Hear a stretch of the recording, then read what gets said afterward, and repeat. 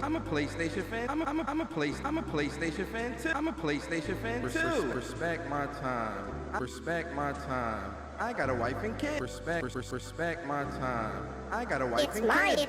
It's my opinion. I'm a neutral. I'm a neutral. Hello FTC. Hello FTC. Hello FTC. Hello FTC. But this is great for gamers. They're an anomaly. Like I should care. Like I should care. Cut the cap. Anti-consumer. It shouldn't cost. It shouldn't cost $70. It shouldn't cost $70. It looks like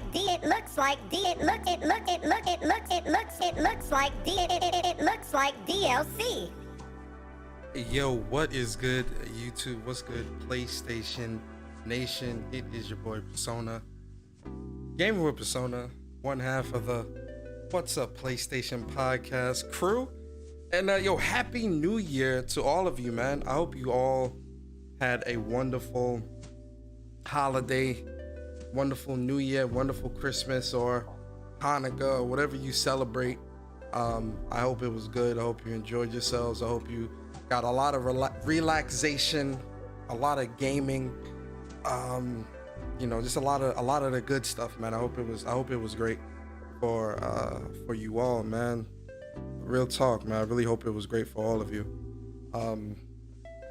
But y'all know how we do things here, man. Listen, first episode of 2023. Yes, sir. First episode of 2023, man. I'm excited. It's a brand new year. I don't really do the new year, new me stuff. Even though we all do, we all grow. We all always growing and improving throughout the year. I don't think it takes a new year for you to improve yourself or for you to, for you to better yourself, either in real life or, whatever aspect of your life. I think that's something you can do regardless if it's a new year or not. You feel me? But it is a new year, man. I know y'all got, it's a lot of goals. I got a lot of goals and things like that I want to achieve this year. And it's going to be a great 2023, guys, both gaming wise and, personalized, man. Speak that stuff into existence. You feel me? It's going to be a great year. And listen, man, it's a great time. It's a great time, man. And for all my long time listeners, I got a surprise for y'all. I got a real nice surprise for y'all, man. But first, before we do anything, man, where are my manners? We definitely got to shout out the people in the chat. Listen, if you're at home, if you're at work, I hope I could get you through your work session. If you're on your way home, I hope I could get you through your commute home. If you're at home and you cooking dinner, doing homework with the kids, cleaning up the crib, I hope I could get you through your session. Listen, you might be taking a shower. I don't know. Cleanliness is closer to godliness. Listen, you might be having the maritals with this significant other. I don't know. I just appreciate you putting me on. You feel me? Real quick in the chat, let me know if the background music is too loud. I'll lower it. It's not too loud in my ear, but I want to make sure it's not drowning out my voice and it kind of flows pretty well. So let me know in the chat if the background music is too loud. I'll definitely lower it. But yo, where are my manners, man? We gotta shout out everyone in the chat. Before we shout out everyone in the chat, man, I gotta ask y'all, how y'all feeling, man? Listen, put a 1 in the chat if you're feeling great. Put a 2 in the chat if you're feeling just okay. Or put a 3 in the chat if you're not feeling that great at all. Listen, if you had a 3, we're gonna try to get you at least to a 2. At least to a 2. All right, we might not be able to get you to a 1 by the end of the show, but hopefully we can get you to at least a 2. I don't want nobody leaving out this show without being at least a 2. I'm seeing a lot of 1s in the chat. I'm seeing a lot of 1s in the chat. That makes me smile. That makes me happy. That makes me feel good. I love it. All right, let me shout y'all out, man. Yo, James Williams in the building. James, how you feeling today, man? Appreciate you. Sam CTM, appreciate you. He says 3 because I gotta go back to work. I think we all gotta go back to work tomorrow. Dave Rock in the building. Blue Mustang 357, Stealth Guy Gaming, Caleb Kaiser. Caleb, what's good, bro? Mary Wilcox in the building. Carl Anchor, Viper Reaps Corner in the building. He says, I am actually looking forward to going back to work tomorrow. I'm gonna talk about that. Let me finish shouting everybody else, and then I'm gonna talk about that. Yo, For Smoking, what's good? That's a great name. That's a great name, For Smoking. That's a great name. Raven, what's good? Jeff B Gaming, Das Mises, Big Hardcore Gamer, William Aguilar, Dwan Thompson, Philip K, Arcade Gamer, TZ in the building, DBZ, Mystical Tryhard Guy Uchia, Cloud, DD Vito, Star Guardian 88, Stardust Zero, Blackbeard, Damien, Foxing Around, I'm chilling with Austin. I don't got the list like Mike. I can't do it as good. Shout out to my boy Fox. Jedi Johnny 5, Philip DVG, The Unknown in the building, Forsaken in the building. Who else is here, man? Ryan Ginther, appreciate you. Who else, man? Who else is here? Wish I get y'all in the chat, man. Yo, Seattle Chef in the building. Seattle, what's good, bro? That guy Smitty in the building. Compost Smurf in the building. J-Ro the Man 47. J-Ro, what's good, bro? Appreciate you. Did I shout out DBZ Extreme? What's good, bro? Let me see who else is here. Who else is here, man? Amanda in the building. Amanda, how you feeling today, man? Appreciate you. Appreciate you. Who else is here, man? Who else? I think I got everybody. Yeah, seeing a lot of 1s in the chat. Yo, Kratos 99 in the building. Yo, Teasy, happy New Year to you too, brother. I might have been a little. I might have been a little too rough on you, Teasy. I got you, brother. Yo, I might have been a little. I might have cast the block net a little too wide. I got you, bro. Yo, True Virgil in the building. Light X in the building. Dylan Rafferty in the building. Truth Serum in the building. J Gamer UK in the building. Ghost of New Orleans, what's going on with you? Shout out to the South. Hey, yo, speaking of the South, man, rest in peace to Gangsta Boo. You know, part of 3-6 Mafia, passed away recently. You know, so rest in peace to Gangsta Boo, man. I love 3-6 Mafia too, man. I used to, you know, even though me, you know, being from the East Coast and not necessarily from the South, a lot of my family's from the South, man. I remember going down there when I was a kid and hearing a lot of that music and brought that back up to New York. And you know, I had a lot, you know, I listened to a lot of Southern music, man. You know, 3-6 Mafia and all that, man. So, you know, rest in peace to Gangsta Boo, man. Real talk. Yo, Mondo Zappa, what's good, bro? Phillipson in the building. Shout out to y'all in the chat. Listen, I don't got the subscribers only. I don't got the subscribers only thing on. Just testing it out in the new year to see what's up. But listen, the mods don't play, ladies and gentlemen. The mods, yo, listen, I got some of the best mods in the world. You understand? Ain't no mods better than my mods, because they gonna make sure the community is on point. All right? So, you know, I don't got the subscriber mode on, but if you, and listen, I ain't talking about like if you come and say Xbox is better than PlayStation. I don't, you know, all right, fine, that's your opinion. Like the mods ain't on that type of shit. But like if you come in disrespectful, racist or any of that crazy shit, the mod's gonna get you. Trust me. The mod's gonna get you. So move with caution. You feel me? Right? Alright, but listen, I got a surprise for y'all, man. I'm excited about this. First off, round of applause for the folks in the chat, man.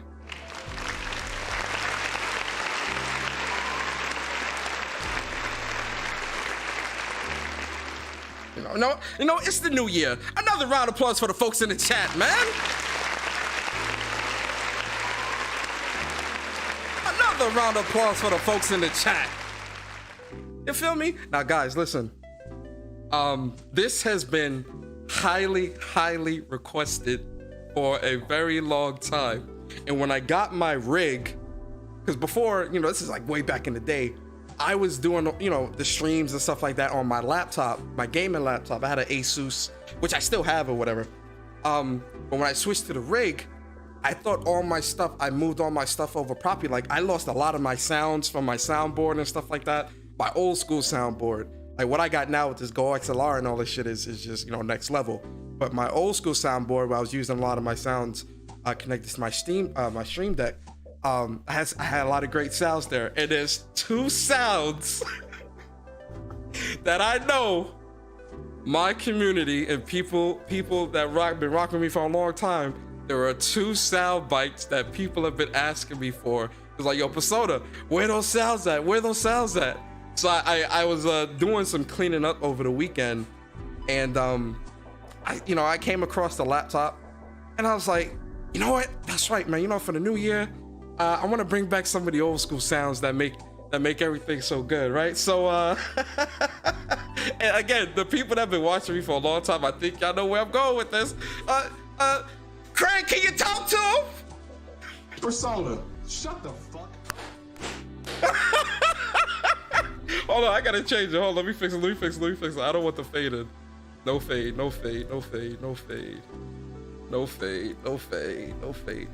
Craig, can you talk to him?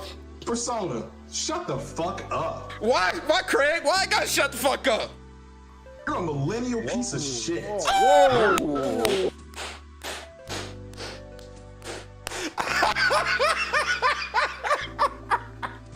Hey, but Craig, talk to him, Craig? Persona, shut the fuck up. You're a millennial piece of shit. Whoa.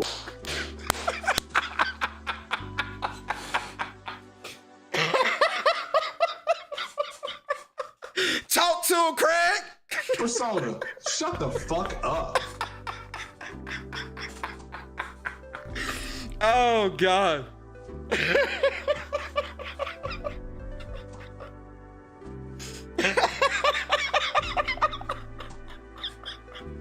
Talk to him, Craig.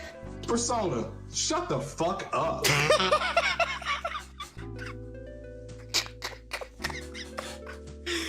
Hey, yo.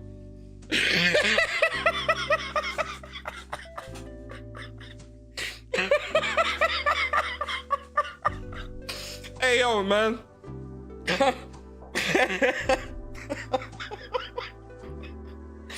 Hey, yo. Oh, man, yo. Shout out to Craig, man. Yo, Craig a cool guy. But that day on that podcast, on Porter Rock's 60 frames per second, no lag. Hey, yo, man, that was a crazy day, yo. And I had to get that soundbite. Man. One more time. Talk to him, Craig.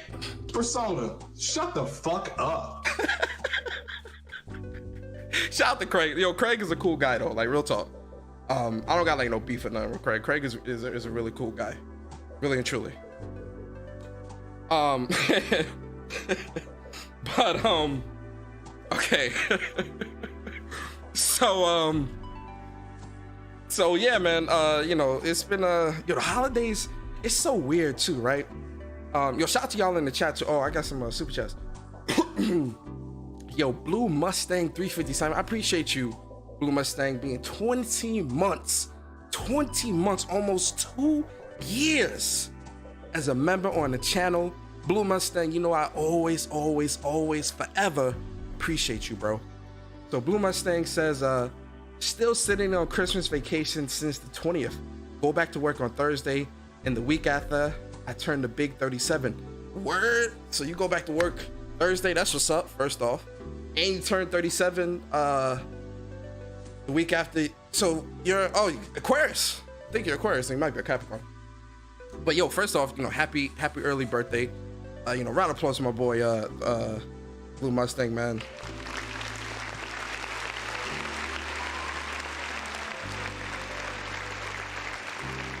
My man's turned 37. That's a blessing, man. That's really a blessing, man. 37, man. And I pray that I'm able to reach that age soon. I mean, I'm getting old, man. I'm about to be, I'm in my 30s now, man. Oh man. Does it get, for those that's older than, 30, in their mid to late 30s, they 40s, and I know I got a lot of people in their 50s. Does it get better? Let me know if it gets better. My older crowd that listens to me, let me know that it gets better, okay? I need you to reassure me that it gets better. I'm joking. But nah, shout out to you, Blue Mustang, man. Real talk. Yo, KL said no. Veggie said, I will become 50 years old the 5th. Word? Hey, yo, round of applause for my boy Veggie. We got a lot of January birthdays out here. Yo, there are a lot of January birthdays out here, man. Shout out to the January birthday crowd. It's a new year. 50, man. 50 years old. That's a blessing too, Veggie. Real talk. That's a blessing, man. 50 years old. Pockets get fatter, the woman get. Hey, yo, shout to Guapzilla in the house. Shout to Guap, man. He said pockets get fatter, the women get hornier, but no, it doesn't get better. Yo, Jay Barry in the building, the other half of What's Up PlayStation podcast. Yo, listen, guys, Saturday's episode of Whoops, I'm telling you, y'all not gonna want to miss that. We got a big guest announcements that I know the PlayStation Nation is gonna. I know in my heart of hearts, I know the PlayStation Nation is going to love the guests that we got coming on What's Up PlayStation podcast this month. What's Up PlayStation podcast is starting off. We hitting the ground running. All right, we missed 2 shows. It was the holiday time. You feel me? Missed 2 shows. And we are going into 2023 hitting the ground running. You understand? Trust and believe. We got the highest of high quality guests coming through. I know PlayStation Nation's gonna love. I know it. Shout out to my boy Barry, man. He says 2023 rhymes with tree. Oops, I meant 3. PlayStation is about to be OD. Look at Barry hitting the rhymes in the super chat. Yo, shout out to my boy Barry, man. Yo, round of applause for the other half of Whoops, man.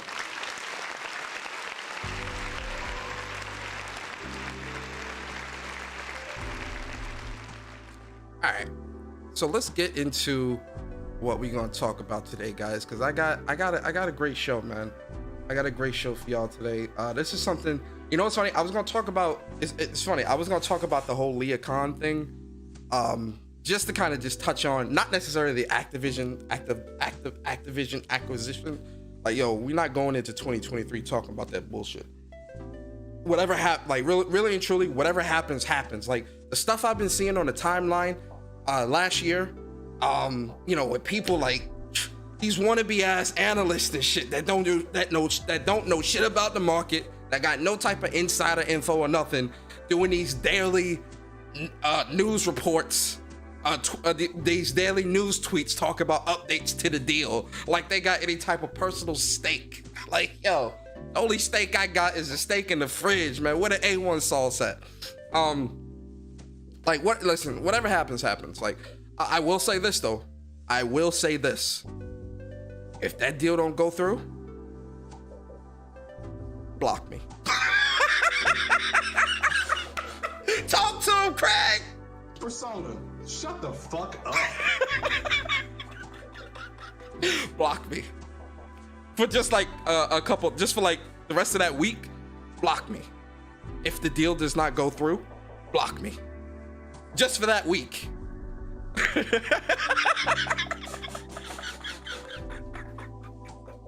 That's all I'm saying. Block me just for that week. And then, you know, unblock me. But that week, oh yeah. Oh yeah, block me. But nah, I was gonna talk about the whole Leocon thing. We kind of talked about it. I was in a space, was it like 2 weeks ago, I think, or something like that. Yo, mass produce. Yeah, A1 steak sauce. Y'all don't put A1 steak sauce on steak? I love A1 sauce, man. That shit is delicious. Raven said, careful, son. I just got a lump of coal cough. I mean, serious sex for Chris. Hey, yo, Raven. You know, I mean, it's winter time, so it's natural that you would get, you know, personal heater, you know, for the bedroom. This personal heater, you know, while you sleep, you turn it on, heat up the house. You feel me? I was gonna talk about the whole Leocon thing with people harassing her, and like go in depth with that and really talk about that from like a community perspective of, you know, just the gaming community and fanboys and not even like just the everyday folks that be in the community and just, you know, kind of keep to themselves or, you know, has their circle, whatever. I was gonna talk about it from the angle of, you know, a lot of the zealots in this community who take things too far, right? And I might still touch on that, but what the tweet I saw today from Jason Schreier, I was like, oh yeah, I definitely want to talk about this because, you know, this is something I've been noticing for a while. This is something that we've talked about before, but to kind of go deeper in depth on this, on my thoughts on it, when I'm looking, and again, I'm on the outside looking in. You feel me?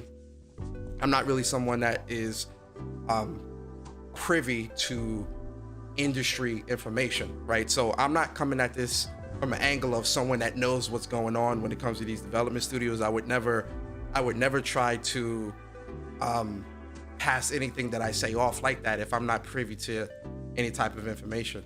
What I say my thoughts is really more coming from an opinion. It's more of an opinion, and then kind of looking at how the industry has shifted so much, but also talking about what Shawn Layden said, because, you know, the title of this podcast is, you know, is the gaming industry bubble going to burst? Shawn Layden warned us. Obviously, you know, I was thinking of a title. I'm like, I think that's good because, you know, the industry is a bubble, one, and two, at some point it is going to burst, right? It might not be today, it might not be tomorrow, it might not even be next year, or even, you know, the next 10 years. But at some point, the industry is going to burst and reset itself, like all things do, right? Like when you look at like recessions, right? Typically, when a recession happens every 10 years, and when a recession is I think it's either 3 or 6 consecutive months of economic decline, right? Either from a market perspective or what have you. And so, you know, things naturally happen, and we've had the industry, I don't want to call it burst per se, but you know, there's definitely been like there in the past, it definitely was a decline, so to speak, when it came to, you know, gaming being in kind of like a bad place, or not really in the best of places. When I look back at last generation, I think last generation was phenomenal, like when it came to games and stuff like that, right? But one of the things that was definitely noticed was, at least for me per se, is games the process of releasing games starting to slow down a bit, right? Now, obviously, it's not to a complete grinding halt, but it definitely has slowed down as we trek through last generation and finally making our way into this generation. You know, the frequency of games releasing has slowed down quite a bit. But I want to, you know, shout out to Jason Schreier. I seen his tweet this morning. I was like, oh shit, yo, that's like, I was just, you know, it's Monday or whatever. I was like, oh shit, that's pretty cool. Like, not cool, but like, it's interesting, you know, hearing or seeing his words. So he says, fun fact, video game production cycles have gotten so long that if a big budget game studio started working on a brand new project today, it would likely be for the PlayStation 6. Which I was like, damn, man, like that's crazy when you think about it from that perspective. And this is just in general. Like I'm not coming at this from a PlayStation perspective, although I will use PlayStation as an example. But you know, looking at, you know, the big three, looking at some of the big publishers and whatnot in the industry, it's interesting when you look at it from that perspective. But what I had put was, this is definitely something I've been noticing for quite some time. For the AAA studios, I think it would make sense to have 2+ dedicated teams working separate projects simultaneously, kind of like how Activision has it set up. Only issue is cost and dev talent. So I want to talk about this for a second because, you know, I think one of the smartest things that Activision did was create the 3-year cycle. And I remember before they implemented that, Call of Duties were kind of getting bad. They weren't the best. They weren't at their best, right? Because, you know, there's a ton of Call of Duty games that released that weren't good, right?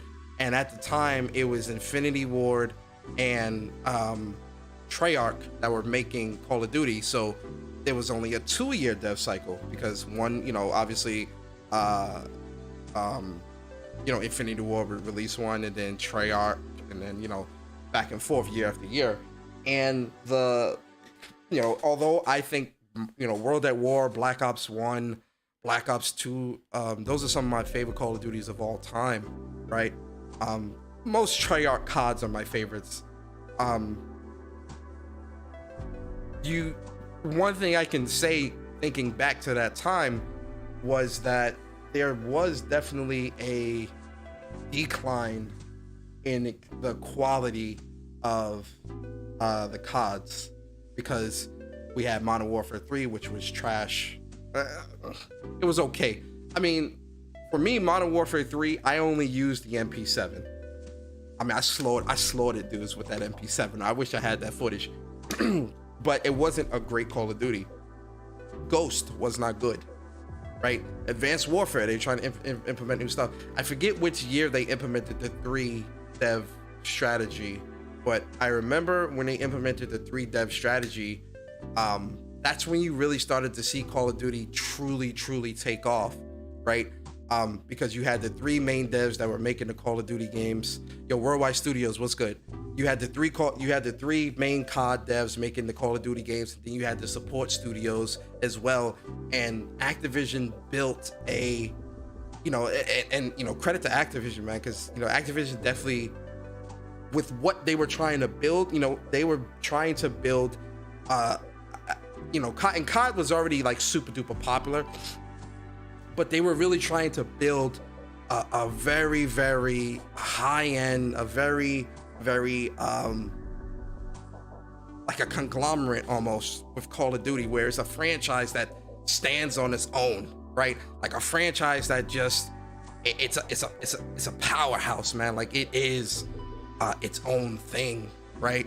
And that and in order for Activision to do that, you needed to give your developers more time to create. You also needed to make sure that you had the talent and all this other stuff, right? And once that got implemented, you know, you really started to see Activision, or I should say Call of Duty, take off. And again, it was already breaking records. It was already selling like hotcakes, but now it's breaking even more records, right? You know, now I think there's 10,000 or 10,000 plus or 5,000. I get the numbers mixed up, but there is quite a couple thousand people who work on Call of Duty every year, both mainline studios and the support studios who help with, you know, keeping that stuff consistent. And the crazy thing about that, especially in this climate of the gaming industry and games releasing and things like that, is one thing you can always count on is that a Call of Duty game is going to release every single year, and it's going to release complete. As much as I hate Modern Warfare 2, and you guys know I hate this game with every ounce of with all my strength, all my heart and soul, I do not like this game. Oh, well, Persona, why do you keep playing it? Stop asking those questions. Modern Warfare 2 is a feature-rich game. It has so many game modes, so many weapons, so many the story. It's got the co-op. It's got the Warzone. It's got the DMZ. It's got this. Call of Duty is so feature-rich out the box, year after year. Maintaining that consistency takes a lot of money and a lot of time, right? But that is one thing that I think Activision, and again, with them looking at Call of Duty and trying to take Call of Duty to the next level, they realized that they needed to have more bodies dedicated to the franchise. They realized that they needed to give their mainline studios more time to create the games. But at the same time, they still needed to maintain that annual consistency that people have grown to expect, which is the yearly releases. How do you do that? You have 3 separate teams working on 3 separate projects so that it maintains that consistency of releasing year after year after year after year. Now, obviously, everyone is going to have their own opinion and think, well, Call of Duty is bad, or Call of Duty hasn't been the same since this and that, and which I agree with a lot of that stuff. But one thing that cannot be denied is Call of Duty releases feature rich, and it releases with a ton of content out the box, and it continuously breaks records. Even the worst Call of Duties sell incredibly well, right? Now let's transition to the greater industry as a whole, right? Because with with Call of Duty, and the reason why I use Call of Duty as an example, because I do think the way Call of Duty or Activision's strategy and how they do things is pretty, I don't want to call it future proof per se, but it's an interesting strategy to approach to maintain that consistency within an industry, especially an industry like this that expects, the next thing like that. Very, what's the word I'm looking for? A very impatient industry, community. Not industry, I mean community. I'm talking about the gaming community when I talk about this. Very impatient, always looking for the next thing, always looking for the next fix, always looking for, this, that, and third, right? The strategy that Activision took, I personally think is smart, because it ensures that consistency is there, and it also ensures minimal, not all the time, but minimal developmental issues, I should say. Now, bring that into, the rest of the industry. Now, obviously, there's. I should have poured water before I started talking. Before I went live. I thought I had water in my cup. The other inconsistent. So, fast forward and let's move into the entire industry now, right? And the thing that I think is really interesting from my perspective is that when it comes to game releases, and let's look at PlayStation, because I think PlayStation is a perfect example of this. When you look back at like the PS2 and PlayStation 3 generation, PlayStation, their studios were releasing games like crazy. They were very consistent with releasing 2, 3, 4, maybe even 5, depending on who it is, games within a console life cycle or console generation. Shout out to No Cap Podcast, man. Sick in the building. He says that works for Call of Duty because it's the same game being made over and over. It wouldn't work as well if you actually had to make a different games. Call of Duty is not necessarily the same thing every year, especially when we're talking about mechanics and things like that. I understand what you're saying, and I do agree to a certain degree, but I do not think Call of Duty isn't the same exact game every year. That's a common misconception that people make. It's not the same game, because you still need to make the story. You still need to make the co-op experiences. You still need to that stuff still needs to be built out. You get what I'm saying? That stuff is not, it's not the same thing, especially when you're building a story. That stuff takes time. You get what I'm saying? And building out the maps and stuff like that. That stuff takes time. So I don't agree with that. But when we fast forward to something like a PlayStation, they were releasing a lot of games, especially during the PS2, PS3 generation. The consistency with game releases was a little bit more frequent, right? I think, and then once we went to the PS4 generation, obviously they still released a ton of games, right? Like my argument isn't that PlayStation isn't releasing games. I think, they release maybe 3 or 4 exclusives a year now, or try to at least. But I think the time frame between these games being built is much different. So I'll use Sucker Punch as an example. Sucker Punch during the PlayStation 3 generation put out Infamous 1, Infamous 2, Infamous Blood Money, something else they put out PS3 generation. I'm drawing a blank. Hold up. You know what? Wikipedia.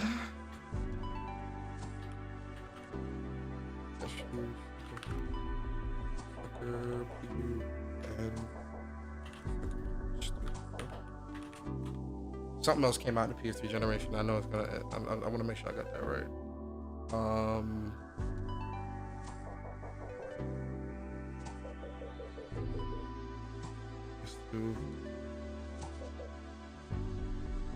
Huh.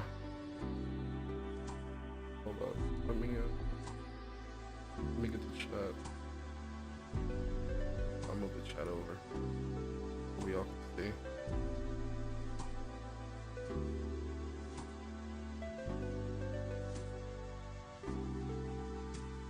All right, so Sucker Punch putting out like 3 games a year, 2 or 3 games a year, let's say, or 3 games a generation, I should say. Putting out 3 games a gen,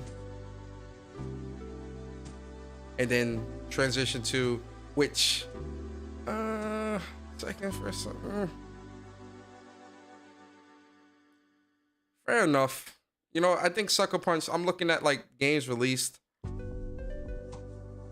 PS2 gen, PS3 gen, PS4 gen. You know what? Sucker Punch actually is putting out, because they put out Infamous Second Son, Infamous First Light, and Ghost of Tsushima. That is 3 games. You know what? Sucker Punch got it. Sucker Punch consistency is still good. Let me see Naughty Dog.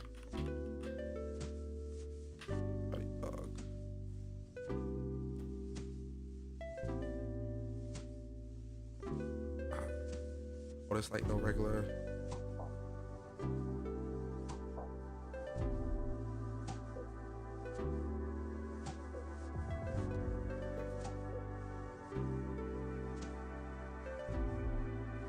Oh, it's not set up the same way.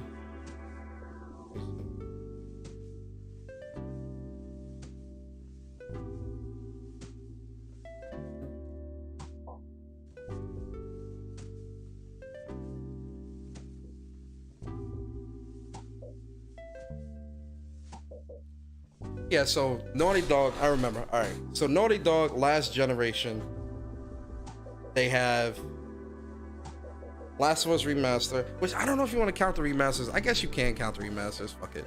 Last of Us 1 Remaster, Uncharted 4, Uncharted Lost Legacy, Last of Us Part 2. Am I missing something? 4 games. Yeah, so they put out 4 games through the course of last generation. Am I missing something?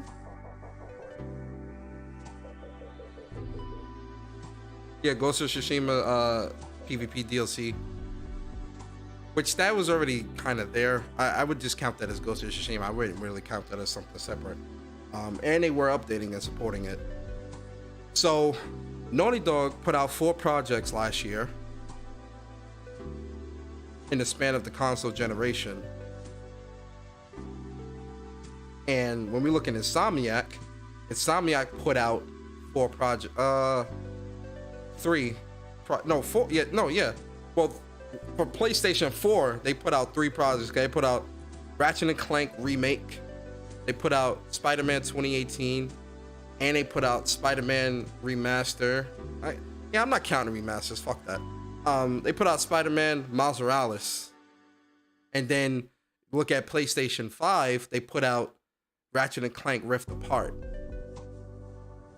And they're putting out Spider-Man 2 this year. So looking at this from last generation to this generation, looking at who is putting out the most, Insomniac is definitely putting out the most projects, or carrying a lot of those releases for PlayStation. But the point that I was going to make with PlayStation is, one of the things that Jim Ryan had said that really stood out to me, was this last year or probably the year before. I remember he said that a lot of the things that PlayStation was going to be doing when it came to it was like with the whole when the whole acquisition craze was happening, you had he spoke on that and spoke on them trying to grow their studios organically, and through acquisitions and all that other stuff, right? But I think that when it comes to the organic growth that Jim Ryan was speaking on, I do think that's something that we are definitely seeing from PlayStation Studios, because going back to what Jason Schreier said about, dev cycles taking much longer, when you look at it from the PlayStation perspective, I do think that PlayStation's games have gotten much bigger and much more, the quality is much higher. It's a much grander game, especially towards the end of the PlayStation 4 generation into the PlayStation 5 generation. But one of the things that I always felt that PlayStation was definitely trying to do with most of their studios is create or build second or secondary or tertiary, or second and third teams that can be centered and focused around building their own projects. And obviously that's something that takes time. That's something that we see from Naughty Dog already. They've got, I believe 2, I don't think it's 3 teams, 2 teams. Insomniac, I believe Insomniac has three teams. I think, I could be wrong. I think they have 3 teams. But I think from PlayStation's perspective, what they're trying to do with that, because, like Shawn Layden, shout out to Shawn Layden, man. One of the things that he definitely said in a number of interviews is the sustainability of games, but also games getting, the budgets of these games getting too big, and games being too long and stuff like that, right?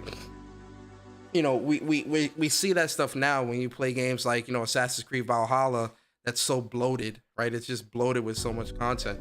But I think that when it comes to, from a PlayStation perspective, I do think that PlayStation is trying to, because every game is not like this super omega type of thing, right? Actually, now I'm thinking about Sony Santa Monica, they've also got 2 teams as well. So, and this is what I was saying in my tweet and trying to point to when it comes to the industry, because I have 2 different theories about this, from what Jason Schreier is saying and from what I'm seeing when you look at like the community and look at the industry and stuff. The community and industry, and kind of looking at both in tandem. So when I'm talking about AAA studios and creating 2 or 3 teams, some of these studios have that, but I think one of the biggest things that needs to be understood is that some of these develop, and I mean no disrespect when I say this, right? Because no one's perfect, right? And I think we all understand that, but some of these teams, management for these teams really is just dog shit. Like, really and truly, it really is dog shit. The second thing is, some studios might have 2 teams, but the secondary team is treated more as a support and not necessarily its own entity that can create its own project, right? And I think those those factor into a lot of what we're seeing in the industry, right? And I'm not trying to make I know how people get, so I always say this as a disclaimer. I'm not trying to make this a PlayStation versus Xbox thing, right? But when we look at the inconsistencies when it comes to long development cycles, we do see a lot of those inconsistencies coming from Xbox studios for whatever reason. But I think on a grander scale, looking at the industry as a whole and looking at the community, I also think from a community perspective, I also think it has to do with the things that these people want to play. What do I mean by that?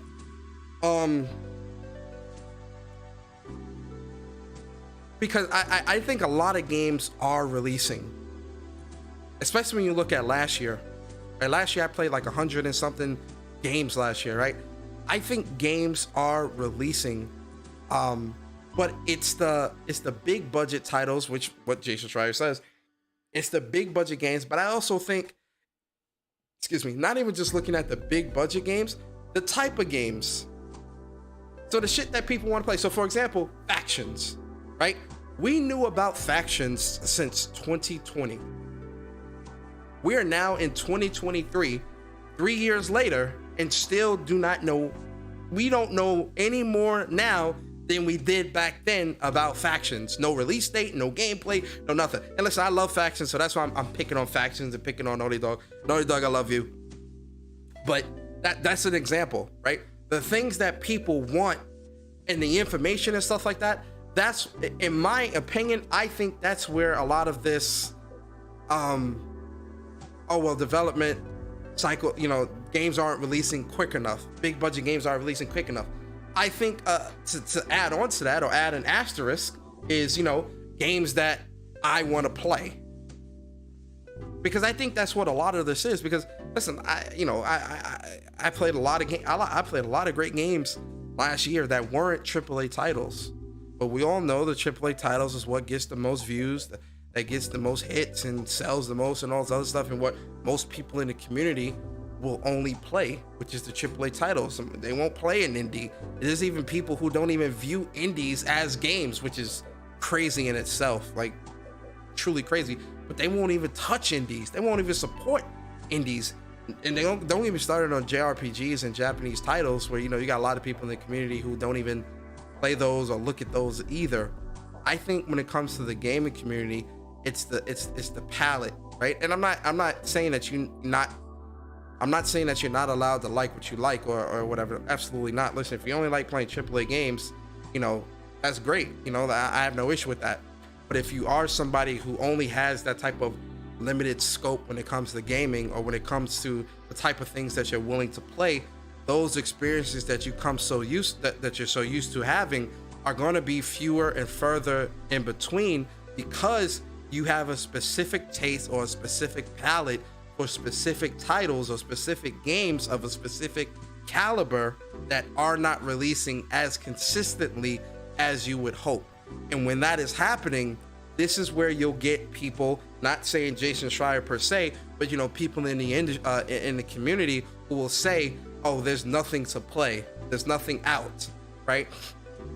And I think, because even when I look at next year, we are in next year, and this year, when I look at this year, from Japanese titles all the way up to AAA, there's so many games coming out. I don't even have time for all this shit.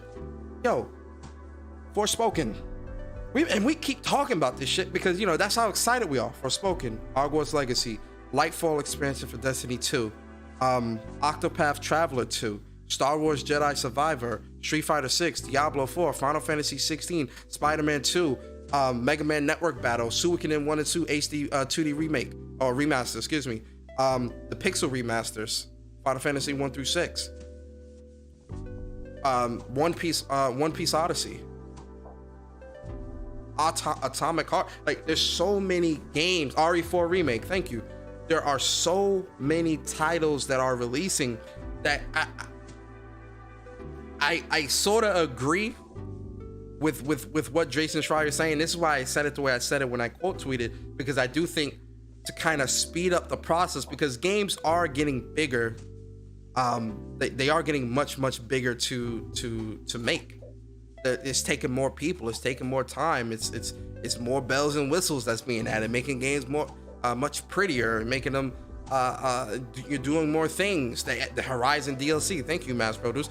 Yeah, there's still so much releasing that when you really stop and think about it, I don't think the development time for games are taking too long. Now, there's a caveat. I do think that a lot of studios would, if we want to keep the consistency, I do think a lot of studios would benefit from having 2 or 3 teams. And this is why I also mentioned that in my last sentence, where I said the only issue is cost and dev talent. Because, you know, it's easy to say, oh, we just need to build a second team of 200 people to create, to have their own scope, scope to their own project and, doing their own. It's easy to say that, but to do that and act upon that is very tough for a multitude of reasons. One is cost, right? It's crazy, and I hate to go this route, but fuck it, man. It's the first episode of 2023. You understand? We're gonna go that route. Going back to this community, are you going to buy the games?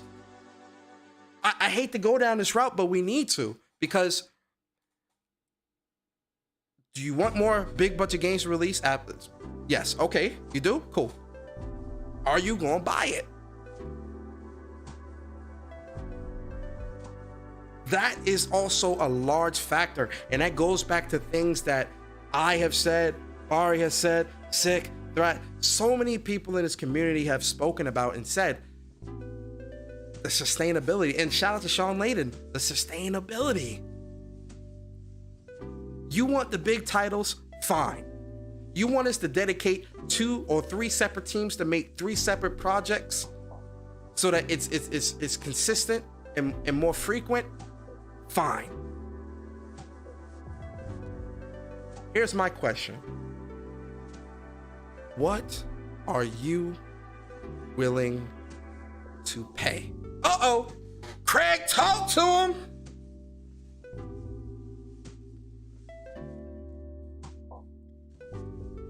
Persona, shut the fuck up. Why I gotta shut up, Craig? What I do? You're a millennial piece of shit. What do I know? What do I know? That's what Craig told me. Persona, shut the fuck up. That's what Craig told me.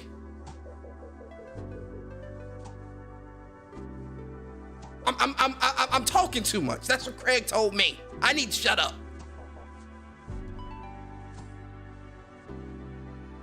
But see, here's the other side of it, man.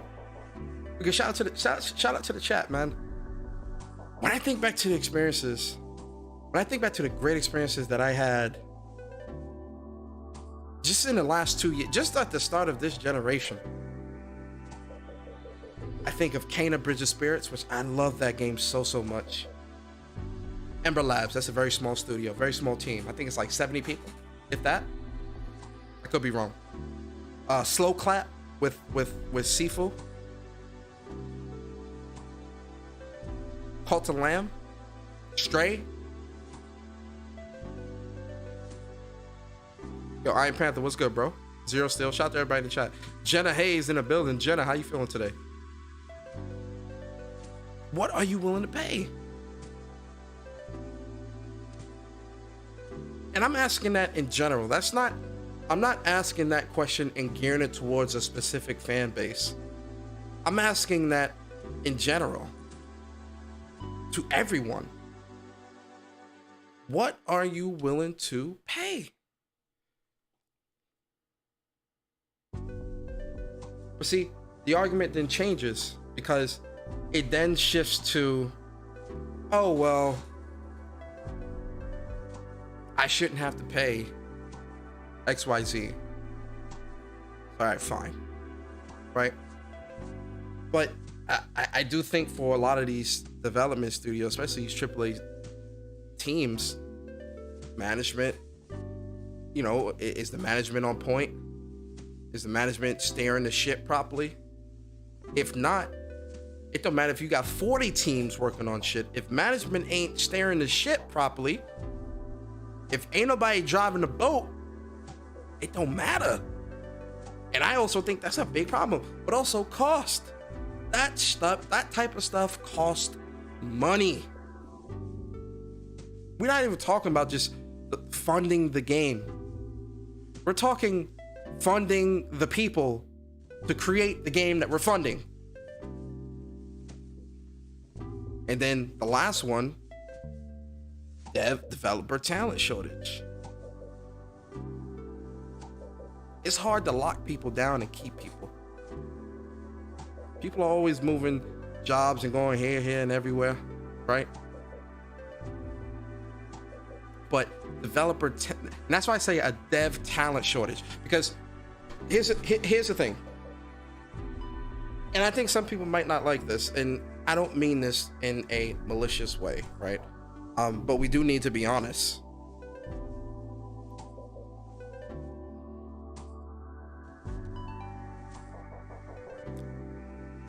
Just because, you know, I'll say it like this. All developers aren't created equal. Some developers are better at making games than others. Some developers are more efficient at making games than others. Some developers are a quicker learner than others. And when you get a developer or developers and animators and producers, directors, all this other shit, when you get all that and you get somebody that really knows their shit, you want to lock that down. But those developers are in high demand. So even if you build a team, it's not always 100% that the team you build will be competent enough or efficient enough to create a project that will sell.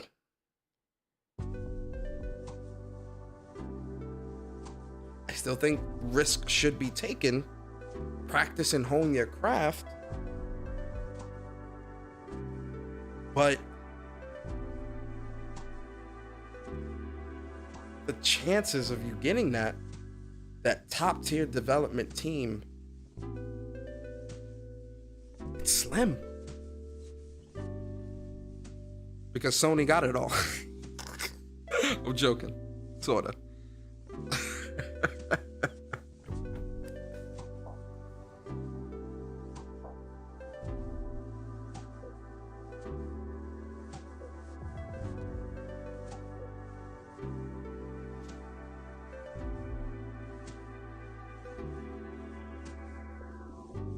That's the thing, man. Like, I'm looking at like other games, like, you know, shout out to Sergeant 12.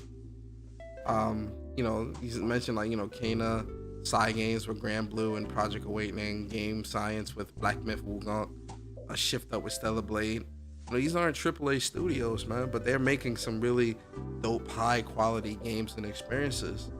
But people aren't, you know, some people aren't going to bypass that because it doesn't have that AAA seal of approval.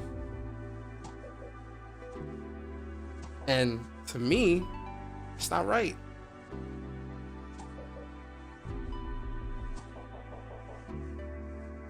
But that's the community and the industry that we're in. Everyone wants the games to get bigger and bigger and bigger and bigger. Can the developers keep up?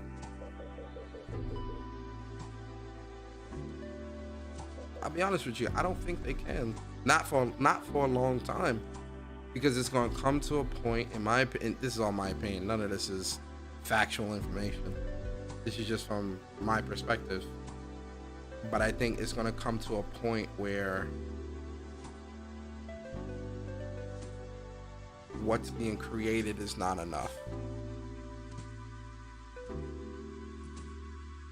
And it's going to require more and more and more and more and more, to a point where it's going to collapse onto itself. Correction, everybody wants everything PlayStation games to get bigger. They don't care about Nintendo, Xbox, and PC. Remember, Pentiment is go-to material. Hey, yo, sick, pull up. Y'all pull up. I'm gonna open up the chat. Y'all pull up. I wanna hear y'all.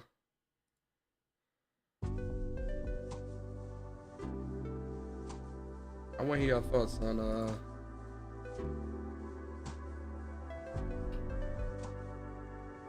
I wanna hear your thoughts on this.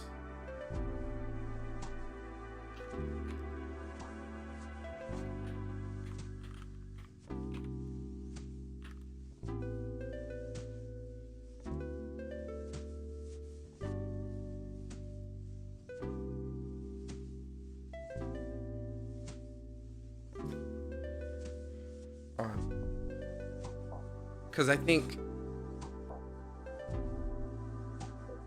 you know what it is too, and this is something that I think me and Barry was talking about this one time on What's Up PlayStation podcast, but I also think gaming in general, and this is even Zuby in the building. Where's Zuby at? Shout out to Zuby Tech. Good dude, man. Shout out to Zuby Tech, man. That's a good dude, man. I rock with Zuby. I you know, because this even creeps up on me sometimes, right? Where I'm looking at something through PlayStation's eyes, which isn't always fair, because it's not a PlayStation game, it's not a PlayStation studio or whatever. But sometimes my expectations, even for me, sometimes get a little high, where I'm like, oh, yo, I want XYZ, and you know, I'm like, oh wait, this is not a PlayStation studio, so they're not gonna move that type of way. So I need to kind of adjust my expectations accordingly. Now it still needs to be something of value and worth paying for, but it's, you know, it's not gonna be PlayStation. But I do think that when we're when it comes to AAA games, people want PlayStation quality and PlayStation consistency, but outside of PlayStation, which I think we're getting that from some studios. But I also think that's where that whole AAA thing comes. Yo, sick, what's good, bro? Yeah, Dylan, can you hear me all right? Yeah, hey, you good, man? Hey, you good? All right, cool. Yeah, man. That shit really don't apply to nobody but PlayStation, bro. How you figure? Look at what's going on. Just take a look at the industry, bro. Let's take a look at the industry, bro. If PlayStation put out a game like Xenoblade, bro, do you think it would have got the same reception? Just be honest. Xenoblade, you talking about Xenoblade Chronicles 3? Yeah. Same exact game. I think it would, because it would have been higher quality, because it would have been on a PlayStation, so it'll look better, it'll ran better. And I do think it would have got the same critical reception. You do? Yeah, 100%. Oh man, look at all this. What makes you sure it wouldn't though? You know why? Because I've seen it firsthand, bro. Give me an example of PlayStation releasing a JRPG and people not liking it, but then it released somewhere else and they like that. Persona. Oh, do I need to tell Craig? Shut up, my fault. No, Persona. Yeah. Come on, now that game been available on PS3, PS4. Oh, you talking about Persona? I'm thinking you like calling my name. Yeah. Oh, you. I'm talking about Persona, the game Persona. Yeah, but Persona 5, that had a lot of critical success. It had critical acclaim as far as like reviews. I'm talking about people buying the game and playing it. Nah, but Persona sold like 7-8 million though. It sold a lot. Where you got them numbers from? Show me. Let me hold up. Where you got them numbers from? Yo, I hold up. It barely pushed 1 million, bro. We talking about Persona. Wait, hold. We talking about Persona 5? Persona 5. No. Persona 5 sold well. Hold up. Yeah, look, I'm not opposed to being wrong, bro. Just show me. If you told me somewhere around maybe 3. Yeah. Here we go. Right here, December 1st, 2022. The Persona series tops 8.3 million. 8.3 million units sold. as of December 1st, 22. When did it come to other platforms? In December, but the numbers for when it came to other platforms only added an extra million. Oh, okay. Listen, I'll take it. Listen. And I'll take but see, the it. entire see, this is the thing though. The Persona series has been extremely niche for years because the series in total only sold 16.8 million. So the fact that Persona 5 is half that, I think is saying something, because there's there's 5 mainline titles in the series. So the fact that Persona 5 sold 8.3 million, and this is VG chart, so take this shit with a grain of salt. I mean, there has to be some truth to it. I mean, they got some sort of account. It has to be in that range. Yeah, so the fact that Persona 5 is half of the entire series total sales, is that not a success? No. I'll give it to you. I stand corrected. I still don't think Xenoblade Chronicles would have the same reception on PlayStation. I'm sorry. I don't think half the games on Nintendo platforms would have the same reception. Come on, bruh. And you got some of these fucking outlets out here talking about Pentiment is game of the year, bruh. How? If PlayStation had a year the way Xbox has had, you would not be seeing these dangerously crazy articles coming out. Come on, bruh. PlayStation didn't have a game holiday season 2021 and they were saying that Xbox did better because they released Halo and fucking Forza. Yeah, so but all of the dope ass games that came out and was like, yo, it was better because they had Halo and Forza, bruh. This focus is always only ever on PlayStation to be bigger and better than they were previously. I stand by that. But so then, when you see Jason Schreier's tweet, what do you get from that? Huh? I don't see anything from Jason Schreier. Well, I okay. don't have him blocked. I don't think he has me blocked. I never look at content. All right, so then he tweeted out, so he says, video game production cycles have gotten so long that if a big budget game studio started working on a brand new project today, it would likely be for the PlayStation 6. So then that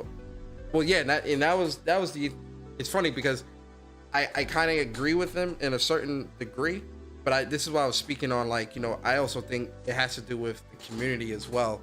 And again, that's why I was saying, you know, people can like what they like, but I think if you only stick to AAA big budget titles of a specific kind of caliber, you know, of course it's going to feel like or seem like those releases are far and few in between, because they are, because it's you're looking for a specific thing, right? But I think if we're looking at gaming overall from an industry perspective, I do think games are releasing pretty consistently, because so many games release now that I personally can't even keep up with. But I do think that, you know, going back to, you know, things that Shawn Layden have said, I do think that the game industry is going to burst. That bubble's going to burst at some point, because the expectations keep growing, and I don't think it's something that these studios will be able to keep up with for too much longer, because, you know, money, you know, cost, you know, dev talent shortages, all this other stuff. But if teams can build 2 different teams and keep that consistency going, you might be able to, you know, do something. But that again costs money, and it requires dev talent that both are not really all that forthcoming in the beginning. That's true. The only rebuttal I have for that is, I think PlayStation already addressed and tackled that particular issue and problem. That's the reason why they developed and made the PlayStation 5 the way that they did. Because remember, they said they had to spend all of this time duplicating assets and doing all of this other crazy shit, that now they don't have to do that. And I think that's the benefit of making games for the PS5. You got to think about it. Forspoken is a new project. I don't remember when it went into development, but I do know when we were actually told about it versus when it's about to release. You know what I'm saying? So I don't believe if you start developing a game right now that this shit is going to take up the entire generation. 5 years. What we have? We're in 2023. How much longer you think this gen is going to last? Because it started 2020. So I think this generation is easily going to last 10 years. The reason why I think that is because I think and I'm looking at this from PlayStation's perspective, really. I think the PlayStation 5 is a very well built machine that will be, especially with the introduction of Unreal Engine 5 that was demoed on a PlayStation 5. And if we got a lot of people that are building their stuff in UE5, obviously it's going to be able to run on a PlayStation in a very acceptable state. So I think that at least 10 years. Now, obviously we definitely going to get like a slim version. And we might even get a mid-gen refresh in like 2025 or something like that. But I can easily see this generation go until 2030 easily. You got a super chat, and that person made a lot of sense. Let me get these super chats and all this stuff. I don't like the whole service-based thing that they're doing, but whatever. But he definitely made a lot of sense. Yeah. Sure. First of all, shout out to Kratos99 becoming a member on the channel, brother. Kratos, I appreciate you. Always and forever. And then shout out to Hatsuma. Appreciate you for the super chat. He says, I think devs are stretching thin, releasing on so many platforms. For spoken Final Fantasy 16, Final Fantasy Rebirth 2, or Final Fantasy Remake Rebirth are potentially releasing this year. Kingdom Hearts 4 and DQ12 2024. I agree there, where I do think that it's going to come to a point where and I know people might not believe this, and this may even sound like some conspiracy theory shit. So, you know, you can take with it what you will, but I do think there will come a time where it may be easier to have a staggered release to get things out the door quicker, right? But also to ensure that developers aren't stretched too thin. Because I do think if you're making something for just a PlayStation 5 or just a Switch or just although I do think the S is definitely even holding the X back, you know, but that's a conversation for another time.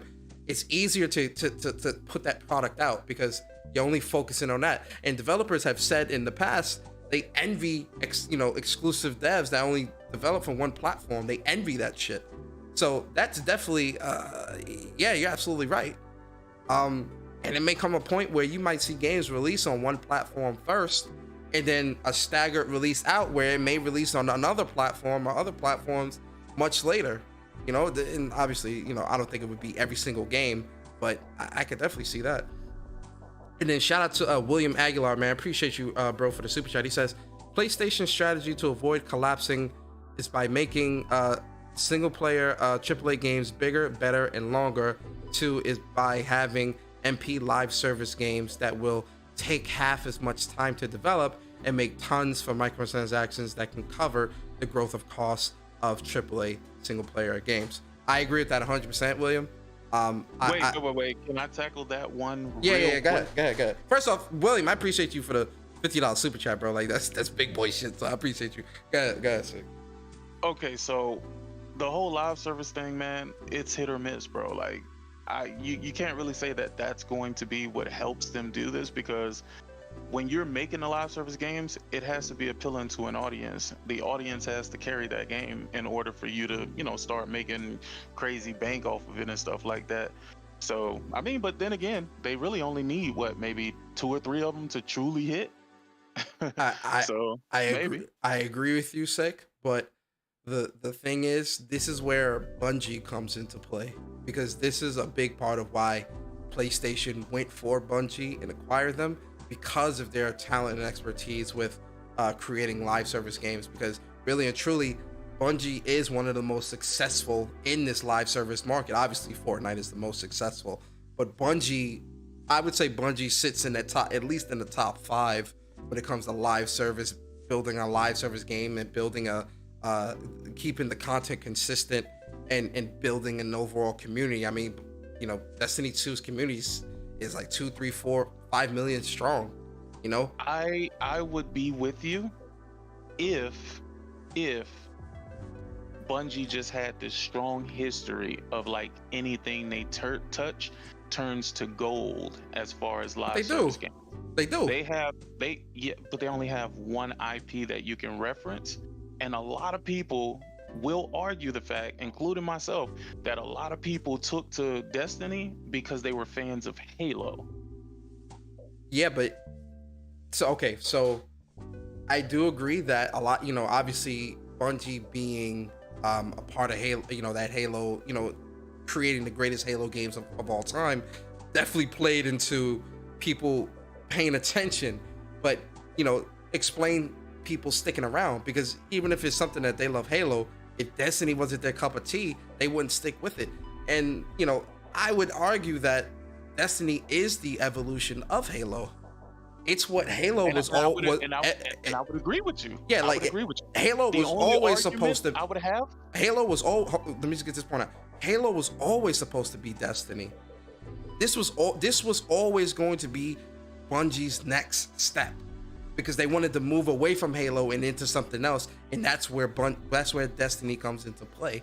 So this was always going to be the natural evolution of things. Now, I will give you that with Destiny 1, Bungie definitely stumbled out the gate to a degree with certain things, but quickly fixed themselves within that first year expansion with Taken King, right? And then with Destiny 2, they stumbled out the gate crazy. Like, I don't know what the fuck they were thinking, especially coming off the heels of Destiny 1, which was so strong by the end of its life cycle, and getting into Destiny 2, and they stumbled out the gate. But I would argue that they redeemed themselves enough to maintain the consistency. But I think that also plays into why I think Bungie is perfect for this live service thing, because they know what to and what not to do based off experience. And I think for PlayStation, going down this live service route, which is what Jim Ryan said in his interviews, Bungie has that experience, both the L's and the W's. That's important.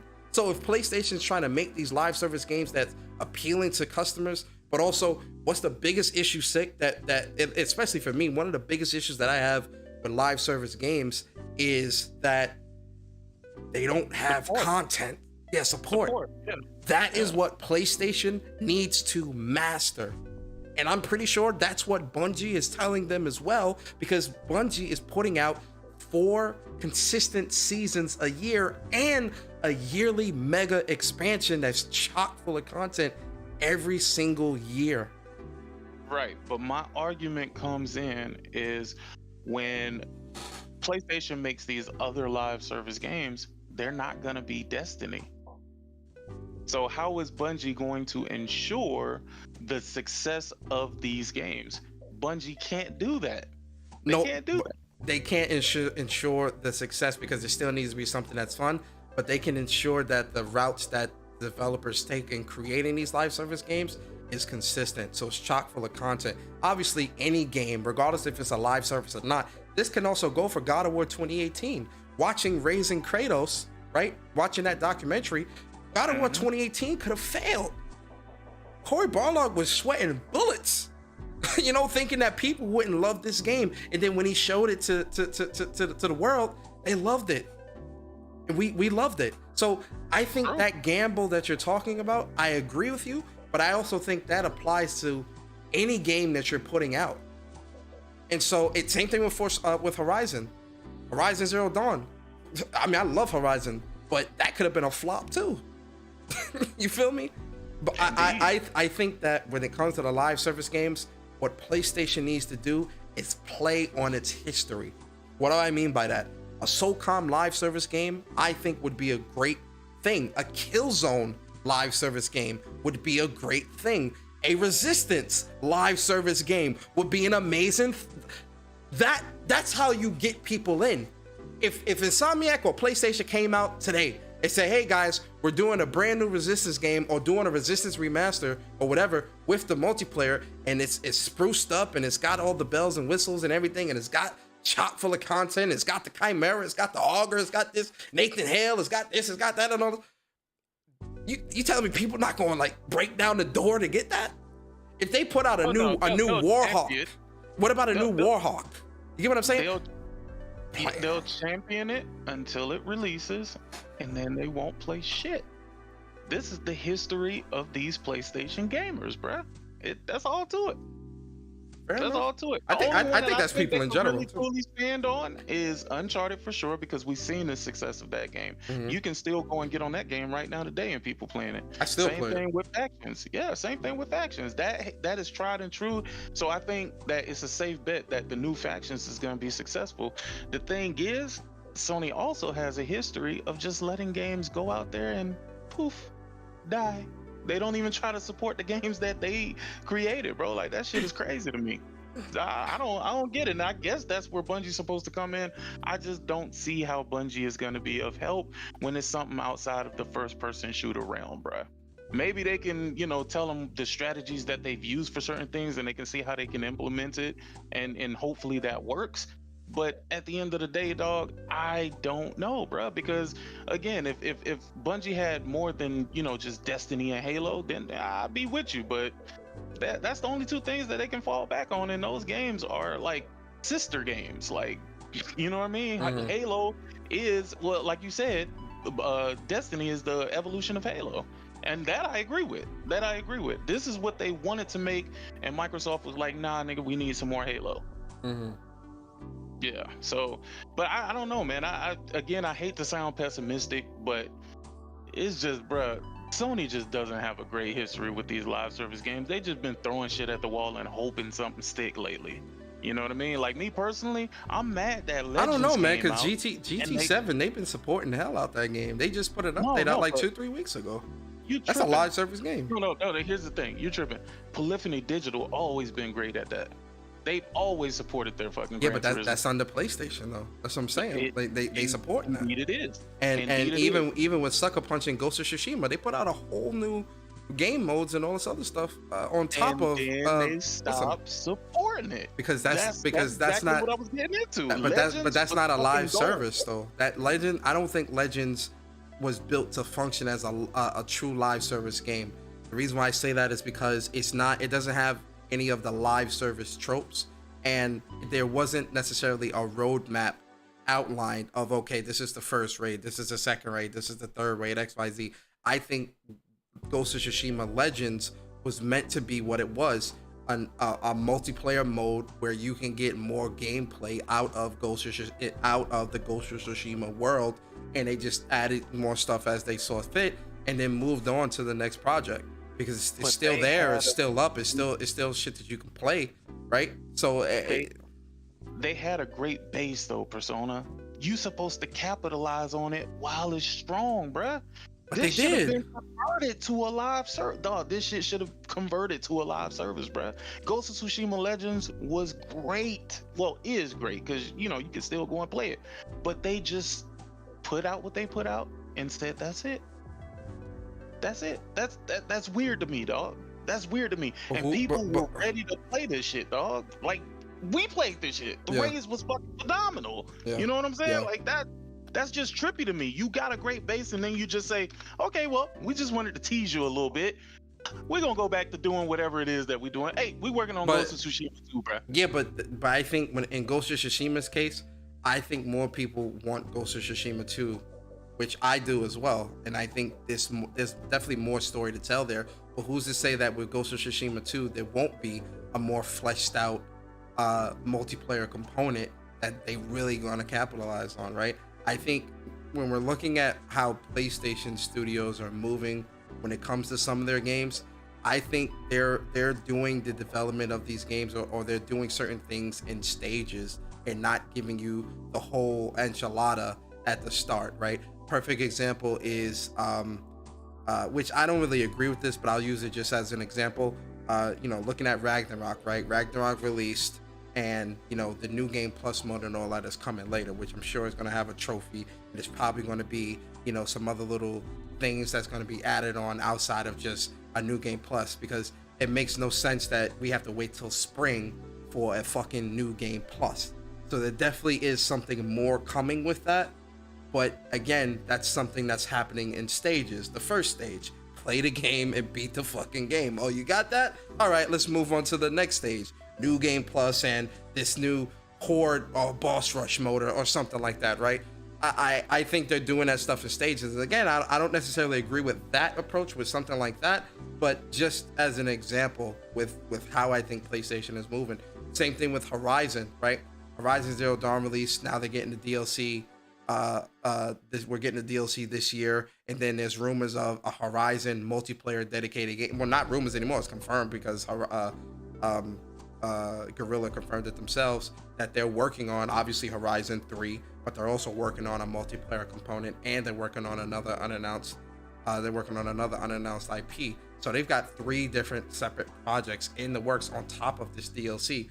I just think when it comes to the multiplayer aspect, they're doing that in stages. And I think when it comes to this live service stuff, I think this is going to be handled in a way where it's going to be its own thing, but handled properly. It's you're going to get content roadmap because PlayStation's not stupid. I can't imagine PlayStation looking at all these live service games that release real shitty or release lacking content or release without much to do, and they're saying, oh yeah, we're going to build this and do the same thing. No, because one, you're not investing $40+ billion into this just to half-ass it. That's a waste of money. 12 games, 40 billion just to lose most of that money. Now Jim Ryan would be out the door with the first thing smoking. So I definitely think PlayStation is taking these live service games extremely seriously, which is why going back into the whole Bungie acquisition, that's why they bought them, because who better to guide you in this live service realm? Although they are first-person shooter, they can still guide you on how to create content, how to be consistent with content. You get what I'm saying? How to build beefy content out the gate, how to set some studios up to be consistent and get things flowing when it comes to the content schedule. You got this $40 billion on the line here, man. Hell no. Did you say 40 billion or 40 million? No, 40 billion. Where you get 40 billion from? Over the next 5 years, from the end of last fiscal year's chart. Nah, I think they had Where's 40 Zuby? billion for investing. Yes, that's investing for first party and specifically going into live service. Yeah. That's for everything all around, just what they're doing, as far as acquisitions are concerned. Where's Zuby at in the chat? Mergers or whatever the case may be. Not 40 billion specifically for live service games. Hell no. Even if it's 40, but even if it's 40 billion across the board, that's still money lost, brother. 40 billion? No. 40 billion across the board, but they've been doing other things, like the stuff that they did with the Crunchyroll and fucking Funimation, and they acquired some Indian TV station or some shit like that. I forgot what it's called. But they're doing other things too. They're investing into their electric vehicles. They're investing into semiconductor facilities. They're doing a lot of investing. No. But this 40 billion is not. We talking about. We're not talking about. No. Yes, that is. No. Yes, we are. This is. We're talking about the PlayStation division. You gotta show me that one. We're talking about the play. I'm okay with being wrong, but I gotta see that, dog. 40 billion across the board. Yeah, it's across the board. No, I'm looking. That's what Zuby. That's what Zuby says. He believes it's across the board. No, it is across the board, bro. I saw those charts that you're talking about, so I know exactly. I might have misread the charts then. I might have misread the charts. Not for PlayStation, bro. I mean, don't get me wrong. I mean, a large chunk of that getting PlayStation. Yeah. Oh yeah, for sure. I'm not contesting that at all, and I agree with you 1,000% there. But I knew when they took that money out, because remember, it was a big thing. Even that dude David Faulkner, the one that be in the spaces and shit like that. Yeah, I remember. He was definitely talking about that shit heavy, and that was just the stuff that they're using to invest in all of their just all around Sony, basically. Okay. I might. All right. So you know what? I take that back. I might have my information mixed up with that. I don't know why I thought it was 40 billion that was being invested into the PlayStation first party and third party. I mean, first party and live services. That sounds beautiful, but hell no. It's got to be a couple billion though. It's easily 10 billion. No. They definitely. But this is over 3 billion of that. Bungie itself was 3 billion of that. No, but this is over the course of 5 years, because he was talking the growth an investment through 2025. Yeah. I can't find the charts expect either. all of their stuff. They expect all of their stuff to grow, bruh. They're doing crazy investments in the movie. I mean, like, think about it. Last of Us, the TV show comes out this month. I think like the 15th or something like that. Yeah, the 15th. You know what I'm saying? That's part of that investment, bruh. The God of War series, remember the Twisted Metal series, all of that is part of that shit, dog. Like it's a lot. It's a lot. I mean, hey, man, that investment gonna pay off, I think. All right, so yeah, Zuby says around 15 billion has gone to PlayStation alone. That's still a lot. That's still a lot. And I would argue of that 15 billion, at least 7 or 8 billion is going to live services. At least Oh half no, that. I still want to see what Haven working on, dog. Like, Also, it's working on get the cloud. tech. I get the tech that they working on. I understand what they want to do with the tech, and it's a smart move. You know why? Because remember, we were just talking about efficiency and development and shit like that. It's gonna make it easier for PlayStation development teams to basically work from home, doing everything in the fucking cloud, dog. It's more about that than a game that they're making. They're making whole new processes to game. Well, that's why I'm saying, like, yo, when it comes to PlayStation Studios and their efficiency, I think when you and again, I only do this for disclaimers because I know there's a lot of people that watch and they, oh, well, you prefer PlayStation, so of course you think like that. Disclaimer, I mean, listen, if you look at all three, or not even, you know, well, yes, yeah, if you look at all three, the efficiency of PlayStation is just, it can't be compared, like, really and truly. Like, if you're trying to tell me that Xbox is more efficient than PlayStation, something's wrong with you. Like I mean, really who the hell are you gonna talk to that can even combat that? Seriously, even if they were bullshitting, they couldn't combat that. That's a hard fact. Bro, yeah, see, hold on, Zuby, see, I was right. So Zuby says that money is on hold. Also, $40 billion budget is reserved for PlayStation. 5 to 7 billion is for PlayStation also. So. Wait. 5 to 7 billion is for PlayStation, or the 40 billion is reserved? He says that money is on hold. 40 billion. It's a $40 billion budget. So he says the money is on hold. It's a $40 billion budget is reserved for PlayStation. 5 to 7 billion is for PlayStation also. Yo, Zuby, if you can come through, man, explain that a little bit more for us, man. I definitely want to get some context for that. Yeah, I remember David Faulkner before we got the end of fiscal year stuff. I know David was saying that PlayStation had 18 or it was 18 billion. I remember that number. Yeah, but that was for like acquisitions and all that other stuff. This is something outside of that, or it potentially could be added on. Yeah, I think so.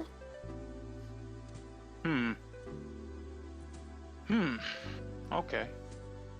Oh, he says they're investing in live because it makes the most money inside the PlayStation add-on. Yeah, that's what I'm saying. Yo, listen, PlayStation games sell, and then on top of that, if they're able to get these live service games to hit. Okay, yeah. So he says it was 18 billion, but now the budget increased to 40 billion. So yeah. And that's specifically for PlayStation, or overall, bro? Because that sounds that I don't know, man. But I think that's over. I think that 40 billion is over 5 years, because when I was looking at the fiscal reports, it's over. Yeah, it's over. Not 40 billion for just this year. No. It was from 2022 fiscal year to 2023 fiscal year to 2022 fiscal year to 2025 fiscal year. So 40 billion over that amount of time makes sense. I mean, they make crazy amount of money in PlayStation, like on a yearly basis, bro. This is stupid money that they pull out. So, you know, but again, that's revenue generated, not necessarily okay profit. Yeah, so he says it's 40 billion overall, but half was allocated to PlayStation. Okay, so that makes more sense, because you would definitely want to, you know, invest the most into the, you know, the I can't even say the biggest, because I think it's like a third of a third of a third of a third, or whatever, however they break it down. I mean, don't get me wrong. I think PlayStation is still like their most profitable area, but their other areas aren't. It's not a slouch. So Nah, you yeah, know, if people especially think, they're "Oh, getting only into the PlayStation car is area. making money," yeah, if that takes off, holy shit. I think also the reason why they invested into that chip factory, not just obviously for PlayStations, but you know the cameras and all that, but also smart cars, man. Remember PlayStation is Sony is building their own smart car. Cloud Stripe, stupid. I'm sorry, Persona, be careful what you say around Sick. He was on the police simulator hard. The feds Hey, I watching. was, man. I was, man. Yo, I'm 'Cause actually getting surprised all you them played niggas that off the shit, street. man. I was like, Bruh, yo, I'm getting all them niggas off the streets. All of them. let me get this second super chat from William. William, I appreciate you for the $10 super chat. It says they will make more single player games for the PS5 than there were for the PS4, but the rising costs will be covered by multiplayer live service games. The multiplayer live service will not hinder single player games. They will help allow them to keep being made. I can agree with that to a certain degree, because even PlayStation Studios are saying that, you know, they're still going to be making a lot of single player games. That's not going anywhere. So Wait, hold on. Let's back up a little bit, because I keep hearing this coming out that multiplayer games are gonna help them to continue making these games. These games get made, come out, and they literally make bank. Like, you're not gonna tell me that a live service game is gonna help the next God of War be made, bruh. How? Well, that's because When that's that shit more. already paid That's for more. itself 10 times over, bruh. Like, what? Well, it doesn't necessarily have to be a God of War. It could be Even money. Horizon. No. I'm not even talking about. You're thinking about the money. You're thinking about the games that are self-sustaining. This helps PlayStation. You know, potentially, obviously, hypothetically, it helps PlayStation take more risk. You know, Such build as, bigger. Give me an example. So perfect example is, you know, we know that Sony Santa Monica is working on a brand new IP. That's money, that potentially helps with that. Yeah, but they've already made back so much money from God of War that's already going to be solidified anyway. Yeah, but now that could mean, you know, with a live service game where you've got bank coming in from there as well, now you can have 2 brand new IPs being made, or 2 extra projects, or expand, because it's not just about, I personally think it's not just about the games, although the games is at the top of the list. I also think it's about bringing in more talent to keep the consistency going, right? If we're looking at live service games and the potential for the money that can be made, this also allows, you know, if there's even more money than what is coming in now is coming into PlayStation, that also allows them to expand their studios even more as well. So instead of a studio having 1 team, it can have 2 teams. Instead of a studio having 2 teams, it can have 3 teams now, right? And those 3 teams are now making 3 separate projects. This also allows for them to maybe acquire more teams and more development talent and stuff like that. I think the cost is not just cost that's covering games itself, but just in general. Say it again. Like, I hear what you're saying, but that's like in a perfect world where this shit comes out and it's successful, right? So what if these live service games come out and they don't even make back the money that it costs to freaking make the game? You know what I'm saying? It slows things down. Now it's not helping anything. You're literally hurting yourself because you're investing in something that you don't know is going to be profitable. Like, don't get me wrong. That's not. People take risks all the time. People take risk in business all the time. But I've seen the roadmap with Sony and some of the shit they look at. What was that? Destruction All Stars, bruh. Take that for an example, bruh. They put that game out, and when they put it out, they just let that shit sit out there and fucking die. I mean, at that point, you know how much stuff they could have did to make that game survive? Come on, Persona. Dog, they could have put Sweet Tooth. They own fucking Sweet Tooth. They could have put Sweet Tooth in Destruction All-Stars to get the Twisted Metal fans excited about that shit being there. You know what I'm saying? They could have put different characters from their different games in it. They didn't do none of that shit. I agree. They put that definitely game could have out did there that. and let it fucking die. This is why they need to be taught how to properly make and support these live service games. How do you have to be taught this shit when you can see it all around, dog? The fans were begging them. begging them to do this shit. This is how this shit even came to be to my mind, bro. They were begging them to add characters, familiar characters in the game, bro. They did nothing. Sony was like, oh, y'all put that shit out there. Oh, it wasn't a hit right off bat. All right, fuck y'all. That's kind of what they did, bro. I do think not putting Sweet Tooth or any of your other recognizable PlayStation characters into the game to kind of get more eyes on it and stuff like that. I think that was a huge, it's an L. Like, there is no defending that. That's definitely a huge missed opportunity, and I do think that would have definitely kept it, kept that game active much more. But I personally don't think that was the only thing that was hindering Destruction All Stars. As cool as Destruction All Stars was, the limited servers and all this other stuff, it had a lot of other things that weren't necessarily fleshed out properly. But also, I think okay, so explain this to me, because again, I'm not in game development, bruh. I don't know what it takes to engineer this stuff. I don't know what it takes. I know what it takes to make it work. You know what I'm saying? From a network perspective, but I don't know what it takes for them to build this shit out, right? The reason why I have a gripe with this is that I feel like, how is it that Sony wouldn't know to do this? Sony doesn't need Bungie to say this is what you should do. They've already done it in Fortnite, bruh. No, I don't think so either. Every last one of their characters in Fortnite, bruh. They put Kratos' big ass in Fortnite and had him doing all these sexy flexy ass dances, dog. Come on, fam. They know what they know the amount of attention that having a popular character in a game garners, bro. You mean to tell me they need somebody to hold their hand and say, no, this is what you're supposed to do? No, not at all. Not at all. I that's why I'm saying that I think cannot be defended, right? I think that for PlayStation to not have put any of their characters in Destruction All Stars to get more eyes on it, that's a missed opportunity. Straight up. That's all it is. It was missed opportunity. And remember, this game got delayed, and I think it was going through some development problems too, because it was originally supposed to be a launch title, then it wasn't. It got delayed till the next year, and this and that. It became free to play after it was supposed to be charged. I think there was a lot of issues internally where I personally think PlayStation just wrote this game even before it released, and this is just conspiracy. I don't know anything, but I think PlayStation wrote this game off as a dud. That's why they didn't put any effort into putting their characters in, because they wrote it off as, let's put it out on PS Plus.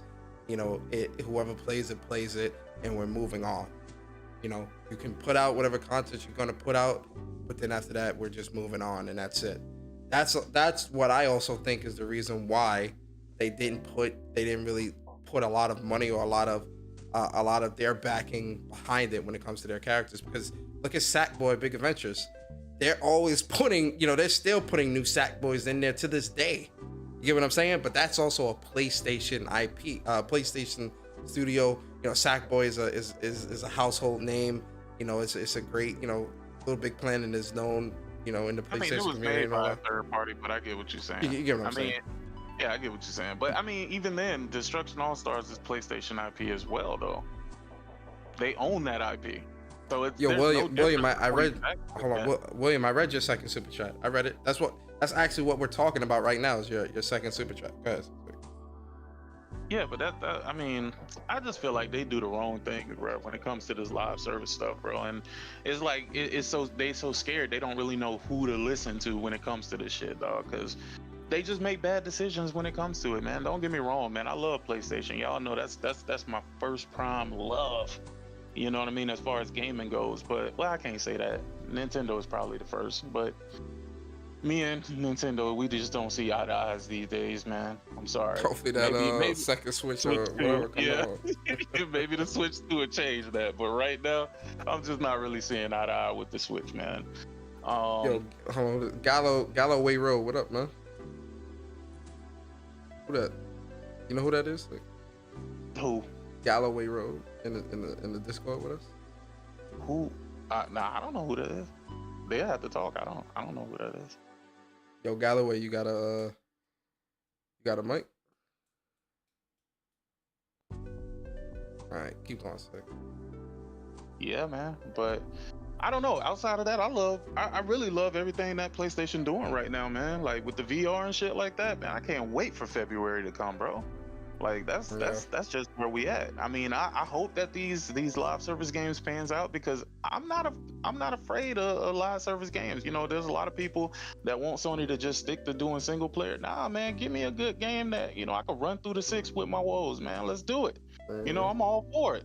So I'm here for the live service shit, but at the same time, it just has to be a good game, bro. And they just haven't been doing the greatest in that space.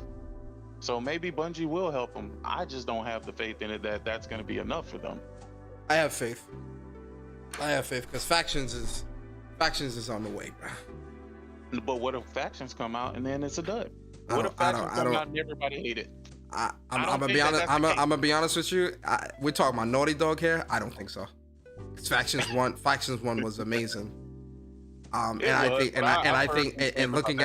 Looking at Last of Us Part 2 gameplay, if you're going to be putting the mechanics and gameplay of Last of Us 2 into a Factions multiplayer game, live service game, oh yeah, that's shit's gonna hit, man. That's gonna pop.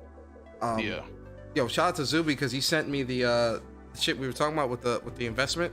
So yeah. Oh, you gonna put it on screen? Yeah, I got it on the screen. So they're expanding their IP, increasing new IP investment. So fiscal year 2022, they're at 64%, 66% invested. Or existing versus new is 34%. Now they're gonna be straight up 100%, man. 50% new IP investment and 50% with existing IPs. So they're investing equally into IPs, but into this new section here is obviously where a lot of those live service games are as well. So some of that budget going into the end of fiscal year 2025, obviously the live service game is going to factor into that. Right. Yeah. No, I mean, with the new versus existing IP, I'm ready for some new stuff, man. I've been one of the people that's been saying like, all the remakes and stuff like that.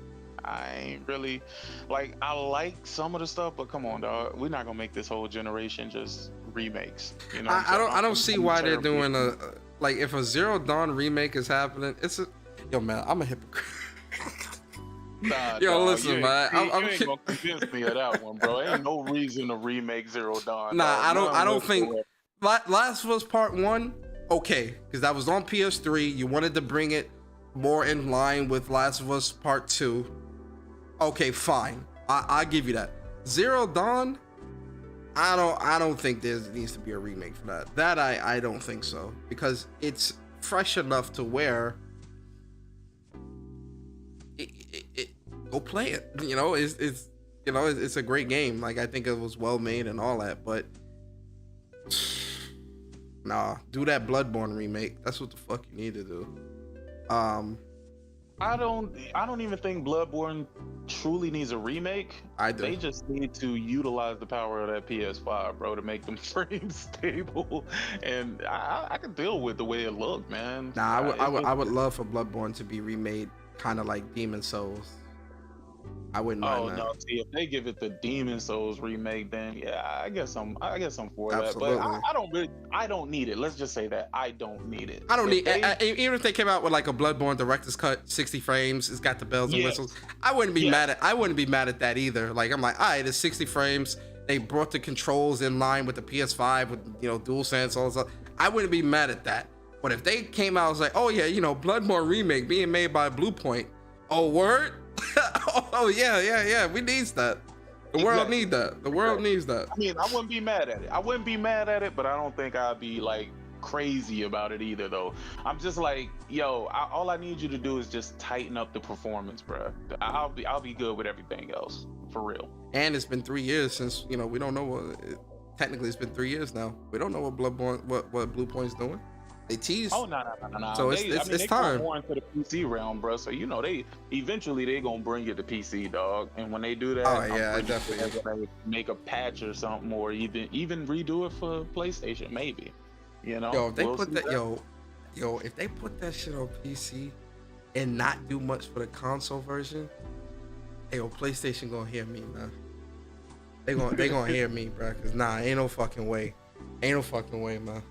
Now, PlayStation trying to keep a healthy way for you to differentiate between, PC and PlayStation. They kind of just want to have two ecosystems, as you can see. So and what I don't understand about it though is if you're gonna be doing this, bro, when you advertising like the PC version, you should be like, yo, this on PlayStation too, man. Don't worry about it. You can get it wherever you want to play. If you want to play it on PC, get it on PC, but it still looks and runs and is great on PlayStation 5. Like that's how they should advertise it and market it. But when they do, now they like, yo, hey, come check out these PC features, dog. This is the best you will ever play this game. We promise. Nigga, they make no mention of PlayStation, dog. That's the problem that I have with how they are doing their PC PlayStation conversion, bro. It's like they totally not technically shit on their console, but by way of not mentioning it, shit on their console while they're advertising the PC versions of the game. I don't agree with that, bro, and I think that's bullshit. My whole thing is True Serum. I wouldn't. Yeah, they also said PlayStation games weren't going to PC at all. And now look, I don't trust me. If Bloodborne comes back out, believe me when I tell you that shit's going to PC. You hear what I say? There's no way they are not going to put that shit on PC. Hey Carol, low key, they kinda be saying that. Low key. Without saying it, they kind of say that. Yeah, that's a but fact. they don't literally come out and be like, yo, this is the worst version of the shit you can ever play. Be like, yo, you see this over here? Yo, we finna give you super widescreen with VRS and DLSS 3, and yo, this is just gonna have all the bells and whistles. Oh, that other shit? Oh, don't worry about that PlayStation shit. Nah, listen, the PC version though, this is where you need to be, bro. That's how I read the advertisements. They literally don't say that, but that's how I read that shit, dog. Oh man.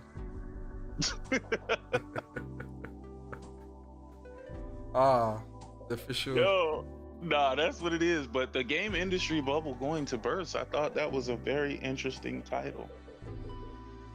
I don't think that that's going to be the case, though. Listen, man, with the way, gamers are, with not wanting to buy games, only wanting specific things, wanting games to get bigger and bigger and all this other stuff, but not wanting to pay those prices and all that. At some point, the industry is going to burst. It is, because it's not going to be sustainable.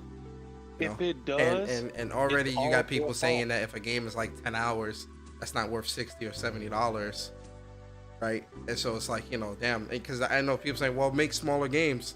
All right, so you want a 15-hour game that's $70? You gonna pay for that? They didn't want to pay for Callisto Protocol, bro.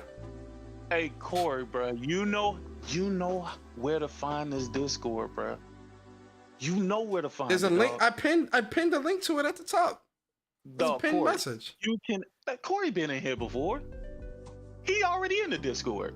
But Corey, you are not gonna sit up here and say that's not how they. Oh, you talking about? Yo, Corey, pull up, man. Pull up, Corey. Yo, y'all, you know that's. Is that not how you feel when you see this shit, Persona? Like seriously. Am I really just talking out of my ass when I say this, dog? I mean, I wouldn't. Happen with Spider-Man. I've seen it happen with Uncharted. I've seen it happen with Horizon. Dog. I wouldn't necessarily use those words, but man, I do think that the perfect example I think for me is Horizon Zero Dawn. The fact that it got all that it got, and all it got for PlayStation was, just a quick, here's a patch. But then again, this might also play into the rumors. It's like, oh, all right, you want the bells and whistles? All right, we're gonna remake this shit for $70. You feel me? And it's, so it might be a double-edged sword with that. But I think with like Miles Morales and Returnal and all that stuff, I don't feel like that, because those games were great experiences on PlayStation.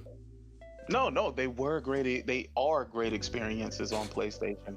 But then when they advertise the PC versions of these games, they are like, this is going to be the definitive, will be the definitive way to play this game. You know who did that? God of War as well. Sony Santa Monica. Yes, they did that. When they did that with God of War 2018, that's when I was like, yo, what is all this? My ass when I seen this, bro. I'm looking at this shit with the side eye, like, bro, for real, dog.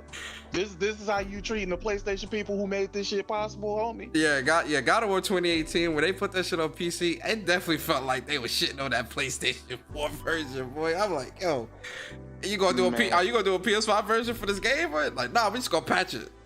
There you go, 60 frames. I'm like, with what? Miles Morales, they did the same thing with Nah, Spider-Man. but Miles Morales looks amazing on PlayStation 5. It though. Like, does. It's got the ray looks trace. amazing. It's got the ray trace mode with the 60 frames. It's got the 40 frames per second mode and all that stuff. I think Miles Morales and I think Spider-Man Remastered, those are quality. Those are good. Returnal as well, man. Returnal looks incredible on the PS5.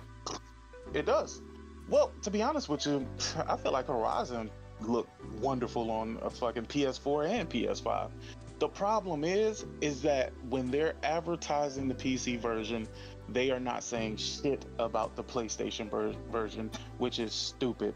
I know people are going to be like, but they want to sell the PC version. That's great that you want to sell the PC version, but you should still say, hey, if you don't have a PC, because maybe this is the first time a person might be seeing this game.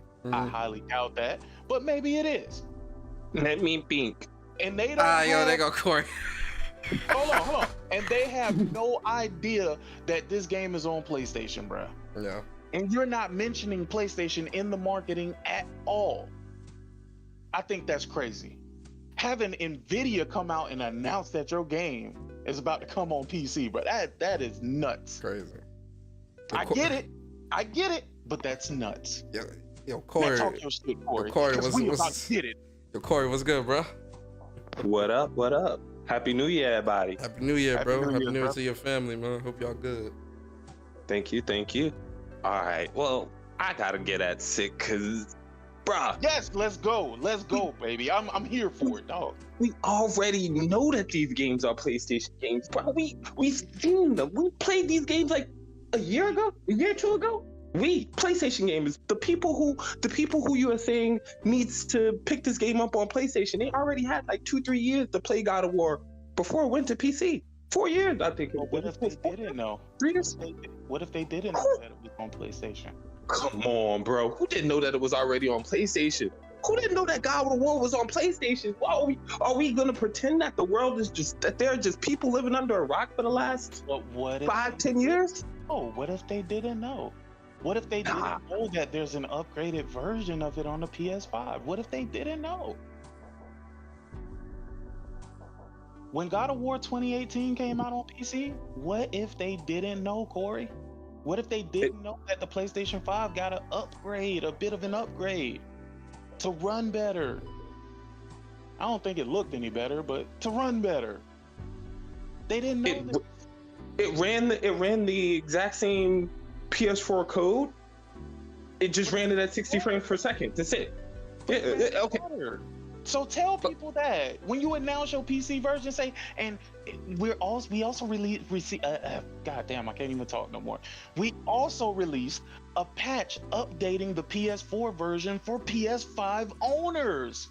Wasn't the patch before the PC release though? Like I could have sworn I played the patch version at 60 frames per second before any PC. They did more to it. They actually released an official patch for God of War. I know they released the official patch, that made it 60 frames per second, that lets you run it at the checkerboard 4K 60 frames per second mode. No, but that happened. Another page that They patched the performance mode so that it would run at 60 frames on PC on PlayStation 5. No, but they made other improvements in like the official update for it, where I think it ran in native 4K. Oh no, I don't remember that. Am I tripping, y'all? Am I tripping? No. Am I tripping?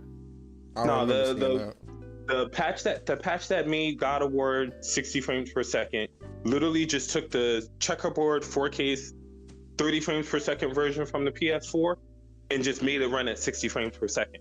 That's literally all they did. But that happened but it happened before the PC release even happened, because that's how you had all these PC 3090 lovers jacking off. Oh my God, it looks so much better. My $3,000 computer has higher shadows than this PS5 version. Jacking off to better shadows and shit. Looking good, nigga. Man, listen, these shadows is not changing nothing. Them shadows not changing nothing. It's sad when your 3090 for $3,000 look like my $500 PlayStation. I'm never gonna be intimidated by that. You pay more to get some better shadows. Congratulations, I'm clapping for you. Slow clap.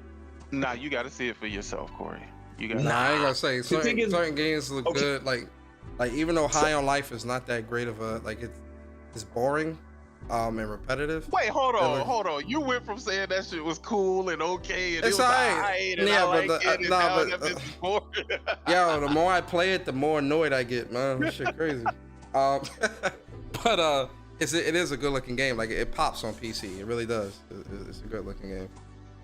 You know what it is? It's the movement and the gunplay, bro. It's just, and like there's no true story. It feels. I was saying this. It feels like a game that had the co-op taken out, because it's all just like so far I put like maybe 5, 6 hours, 7 hours into the shit. It's just bounties. Like, oh, go to this kiosk and do another bounty, and then like you go through that area and kill the dude, and that it's just all bounties and shit. I'm just like like I feel like this was meant the way it's set up. I feel like it was meant to be a co-op experience, and they scrapped that shit. Real talk. Not gonna lie, Persona, I watched you play it for like an hour or two, like the first day, and I fell asleep midstream, bro. I'm like, yeah, nah, I'm done. Hey, I'm gonna keep it a buck, dog. And this ain't no console war shit, so please don't take it this way. But any game that Xbox usually gets like a exclusive deal for, I'm usually not excited, because it's usually some bullshit that PlayStation probably just passed over. And I just feel like I feel like if you were playing with friends with this game, it would be a better experience. I think that's what it's meant for. Because it's meant to be. Sucks. That means the game by itself sucks. It takes other people to make this shit enjoyable for you. Hell no. Yeah, because like it feels like the story set up where like, and then like even like the cursing and all. Like I watch Rick and Morty. But even this is just like it gets it's really egregious at times, bro. Like where I'm just like, why even say that? Like everything is a fucking, and I'm just like, yo, like, like it doesn't need to be that egregious, bro. Like it, and then like some of the things they say is like very like nasty, and I'm just like, yo, this shit. These are the same people who are nasty as in like about like nasty like. I think one time, disgusting nasty. Yeah, like disgusting nasty. I'm just like, yo, this is. I'm good, Persona. bro. These are the same people though that are complaining about Frey cursing one time in the trailer, bro. You gotta let these people have their voice. They're out here on Twitter and complaining about Frey cursing. Like, I don't think all the time. see, but. This I don't think there's an issue with people cursing it. Like I curse all the fucking time, so I don't think that's the problem. The problem is I think with High on Life for me it's just it seems like yes it seems very forced just for the sake of it, because there's certain sentences and certain things that's being said. It's just like especially the gun, when the gun is talking to you, like so yeah, you just killed that fucking guy, you just fucking with the fucking. I'm just like. That's how Morty? Yeah, that's how Morty talk, man. Yeah, but I don't know, man. Like I'm playing it, and then like the gunplay is not good, and like the movement, like even with the dash, the movement is just like, yo, like you feel like even when you're running, it feels like you're walking when you're running. It's like, why are you not like run, bro?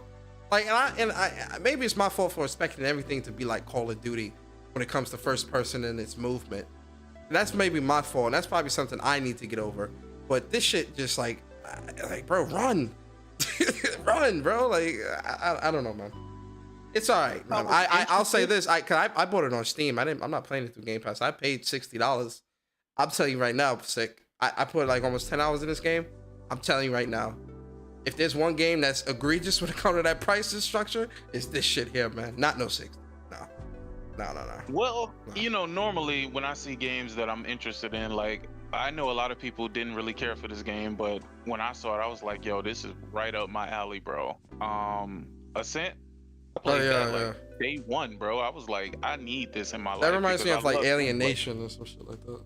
Yeah, I love games like that, man. Like I'm a Yeah. big fan of like Contra, top-down shooters and stuff like that. So this was like right up my alley, bro. Like I played that and I loved it. But apparently, critically, people hated it. You know what I'm saying? But that's the reason why I don't go based off of reviews. If I did, I'd have missed out on so many games that I enjoy. Nah, Like, see, but that's the thing, because like on Metacritic, this shit is High on Life is like a 68. I'm not no cap. Like, what is High on Life on Metacritic wait, right now? what?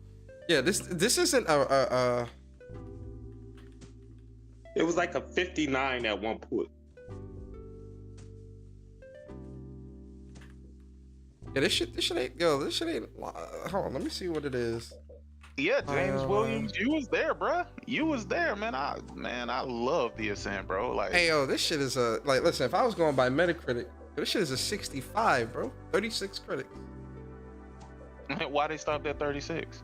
I don't know. This is 65. So, you know, like you know, I don't really care about Metacritic. Like I was always interested in the game ever since we saw it at Summer Game Fest. You know, I it always had my interest, so I was always gonna pick it up. Regardless of Metacritic, but playing it, I'm just like, nah. Yeah, like nah. I'm gonna finish it, but I'm gonna be honest, it's a chore, bro. It's a chore trying to finish the shit. I was interested until they showed that boss fight. When they showed that boss fight at the display, whatever that Microsoft display was. When you gotta fight nine, nope. you talking about 9 Torg. When you gotta fight 9 Torg. That's the exact moment I said, nah, I'm good on this game, bro. I shit you not, Corey, you had to be at that stream, bro. Because I was like, what the hell is this? I was like, this is High on Life? Oh, hell no. I was like, nope, I'm not touching it. I am not touching it, man. Maybe. I'm still gonna give Redfall. I like Redfall. I'm gonna pick up because I'm interested in that as well. So I'm gonna pick that up and play I still don't know where the hype for that game came from, bro. I've been trying to figure that out for the longest. I mean, it's a co-op. It's a 4-player co-op, like Dead Island, like Left 4 Dead type of shit. So I'm gonna get, but with like vampires and all that shit. Because most people hated Back 4 Blood, bro. And Back 4 Blood is actually lit, bro. I don't know how y'all niggas look. Man, I don't know how y'all do it. Don John Shawn. At first, it was funny playing High on Life and like hearing the dialogue. At first, I was laughing like it's funny, and there's certain funny things here and there. But I'm gonna be honest, most of that shit not funny to me, man. Like most of that shit, I'm kind of just sitting there like, all right. Nah, I'm probably gonna end up playing Redfall though, cause I know Jemiah wanted to get it, and Link he want to play it too. So yeah, I'm gonna play Redfall. Starfield, I'm not playing no Star. Hellblade 2, that's another game. Hellblade 2 is another game. I'm definitely picking that up and playing that.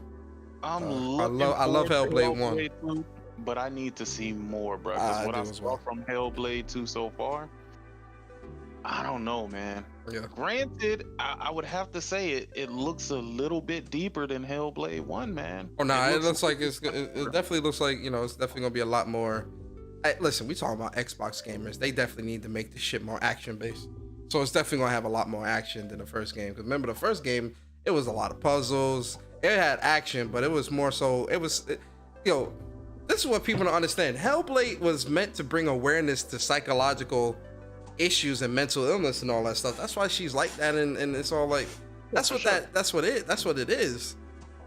So I'm interested to see where they take the direction they take this with the second game, because you know obviously she's still like got the voices and all that, but at the end of the first game, at least to me, it ended in a way where I thought all that shit was gone, because she accepted that her boyfriend was dead and that, you know, she was the way she was, and all that shit went away.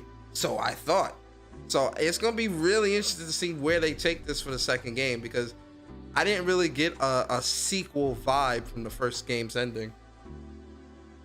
I really didn't either. And I don't know where they're gonna go with this one, but from the beginning, when it I'm like, yo, if this shit is real, bro, like this, man, this is gonna be crazy. But then when I saw the gameplay, or what we are supposed to believe is the gameplay, I said, hey, yo, that shit was on rails, boy. They fooled the nigga quick, bro. It was on rails. Nah, but I think it's gonna be more action based. I definitely think it's gonna have a lot more action. What you say, Corey? I'm about to pull a link. Uh-oh. Okay. So, how did they make gameplay for this game if they just started doing like mocap work for the mocap actors like less than a year ago, and they showed the gameplay, section like 2 years ago. You talking about Hellblade? Hellblade 2. No, Hellblade. No. The first reveal was back in 2019. And that was all CGI. The first gameplay that we saw was last year. Dog, Microsoft has been getting. Oh, what's that? 2021. When did we see that Hellblade gameplay? Dog, let me see. That was that the. I think that was. I want to say that was 2021. Yeah, I want to say that was 2021 too. Damn, was that 2021? Yes, because they skipped a whole year without showing Hellblade, bruh. They went this entire year without showing anything Hellblade, and they keep getting a pass and using this same excuse. Oh, we're moving it to Unreal Engine 5, bro. That's their new. We're delaying it without saying that they're delaying it. We're moving it to Unreal Engine 5. Like they forgot that Epic told us that moving your shit from Unreal Engine 4 to 5 is simplified. No, it was 2022. You sure? Nah, that had to be 2021, bro. They didn't show nothing Hellblade 2022, bro. Nothing. Damn. It's definitely gonna be more action. It's definitely gonna be more action based. I'm pretty sure. Yo, shout out to hold on, Corey. Go ahead. Shout out to Vedra. He says, "Can we talk about Hogwarts and do it with British accent?" Oh nah, I'm not doing. Hogwarts is gonna be amazing though. But go ahead, Corey. What was you gonna say? Oh, I was gonna say that. I'm pretty sure that they showed Hellblade the gameplay trailer at the Game Awards for 2021. Then they didn't show it at all 2022. But we know in 2022 is when they started the mocap. So something not adding up with how they showing gameplay. I don't think that we've ever actually seen Hellblade 2 at all. I think we've seen concept, and I think that they tried to pull a Cyberpunk and realized that they weren't gonna get away with that. Yo, Corey. Right, hey, Corey, listen, I'm gonna tell you something, brother.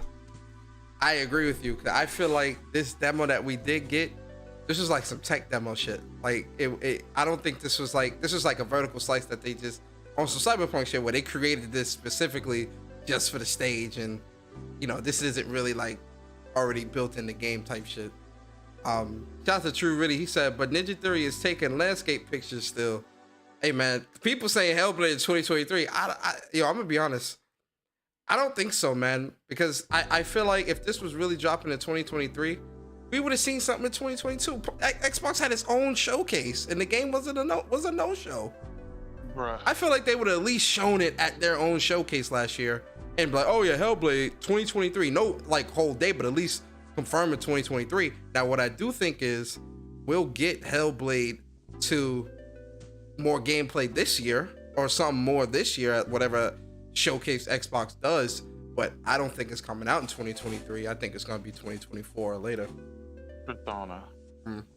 These guys said that Xbox had a phenomenal year.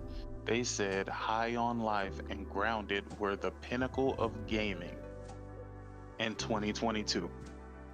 High on Life, I don't agree with that at all. Like I didn't play Pentiment, so I can't really speak to that. But no. High on Life and Grounded. Oh, Grounded. I didn't play Grounded either, so I can't really speak to that. But but High on Life, I'm telling you right now, High on Life. If they're saying that's some clickbait $20 article bullshit. Because hell no, bro. That was actual Xbox gamers. This is why I no longer feel bad for them. I don't care if they get nothing, because they get nothing and they love it. Couldn't be me. Yeah, you stupid. Couldn't be me, bro. I'm not even being funny right now. I'm not even trying to be funny or crack a joke right now. They've literally justified any and everything that Microsoft has done to them. They've justified it. They said it's okay. They said they understand. The same people who told us Call of Duty was trash in in 2020, when Halo was set to be coming out, all of a sudden, you know what? I ain't gonna even get into that. Let's move forward. Yeah, let's move forward. Let's move. But not like this. This looks interesting, but I don't know, man. Like I don't know. I feel like this was. I don't know. Something about this just screams on rails to me, man. Respectfully. What the? I'm looking at I got the Hellblade 2 gameplay showing the stream. I don't know. This just screams on rails to me, man. Like, cause it's, who looks back like that and runs? That's a cutscene type of thing. You get what I mean? Like, that's not realistically what the player's doing. It's all. Hate to say it, Persona. None of this trailer look real to me right now. Nah, it's not. I'm not saying that this is not something that can be done in the game. I'm just saying like this scene for the game. Yeah, that's what I'm saying. Well, no, I'm not even talking about like the look of the game. I'm saying the gameplay aspect. I don't feel like this is gameplay per se because there's too many cutscenes. Do you think this looks great though? Because I had to watch this in 4K over and over and over. When you say look great, what do you mean by that? I'm talking about great. People were like, again, I think it looks interesting because, like I said, I love the first game. So I'm not talking about the gameplay. I'm just talking about the look and aesthetics of the game. That's all I'm talking about. I'm not talking about character models or nothing. Just the aesthetics of the game. Doesn't look great to me, but I get a Norse. I mean, I get a Norse vibe from it, so I think it looks cool. Now it ain't on no Horizon or God of War, no. Like, oh no, I was told that this looks better than Horizon. Period. Nah, whoever told you that is lay off the crap. Hey, listen, I was told that I was a fanboy, and that's the reason why I couldn't see it. And I said, "Whoa, yo, people gotta stop, bro. People gotta stop, man. Cause let's do it." So I will say this about Hellblade 2's visuals. Unreal Engine 5 is just an amazing piece of technology. I can't hate on it, but having seen what Unreal 4 could do from the tech demos that they showed there, I want to see a game running Unreal 5 that is not like heavily CG, and then it'll sell me on it. Because even the thing that they showed for PlayStation, that was like a lot of CG, a lot of stuff that was not actual gameplay. We all know how the game goes from CG to the game. We need to see what the game looks like, and then I'll be sold on the Unreal Engine. Hey yo, no one is looking at Horizon and telling.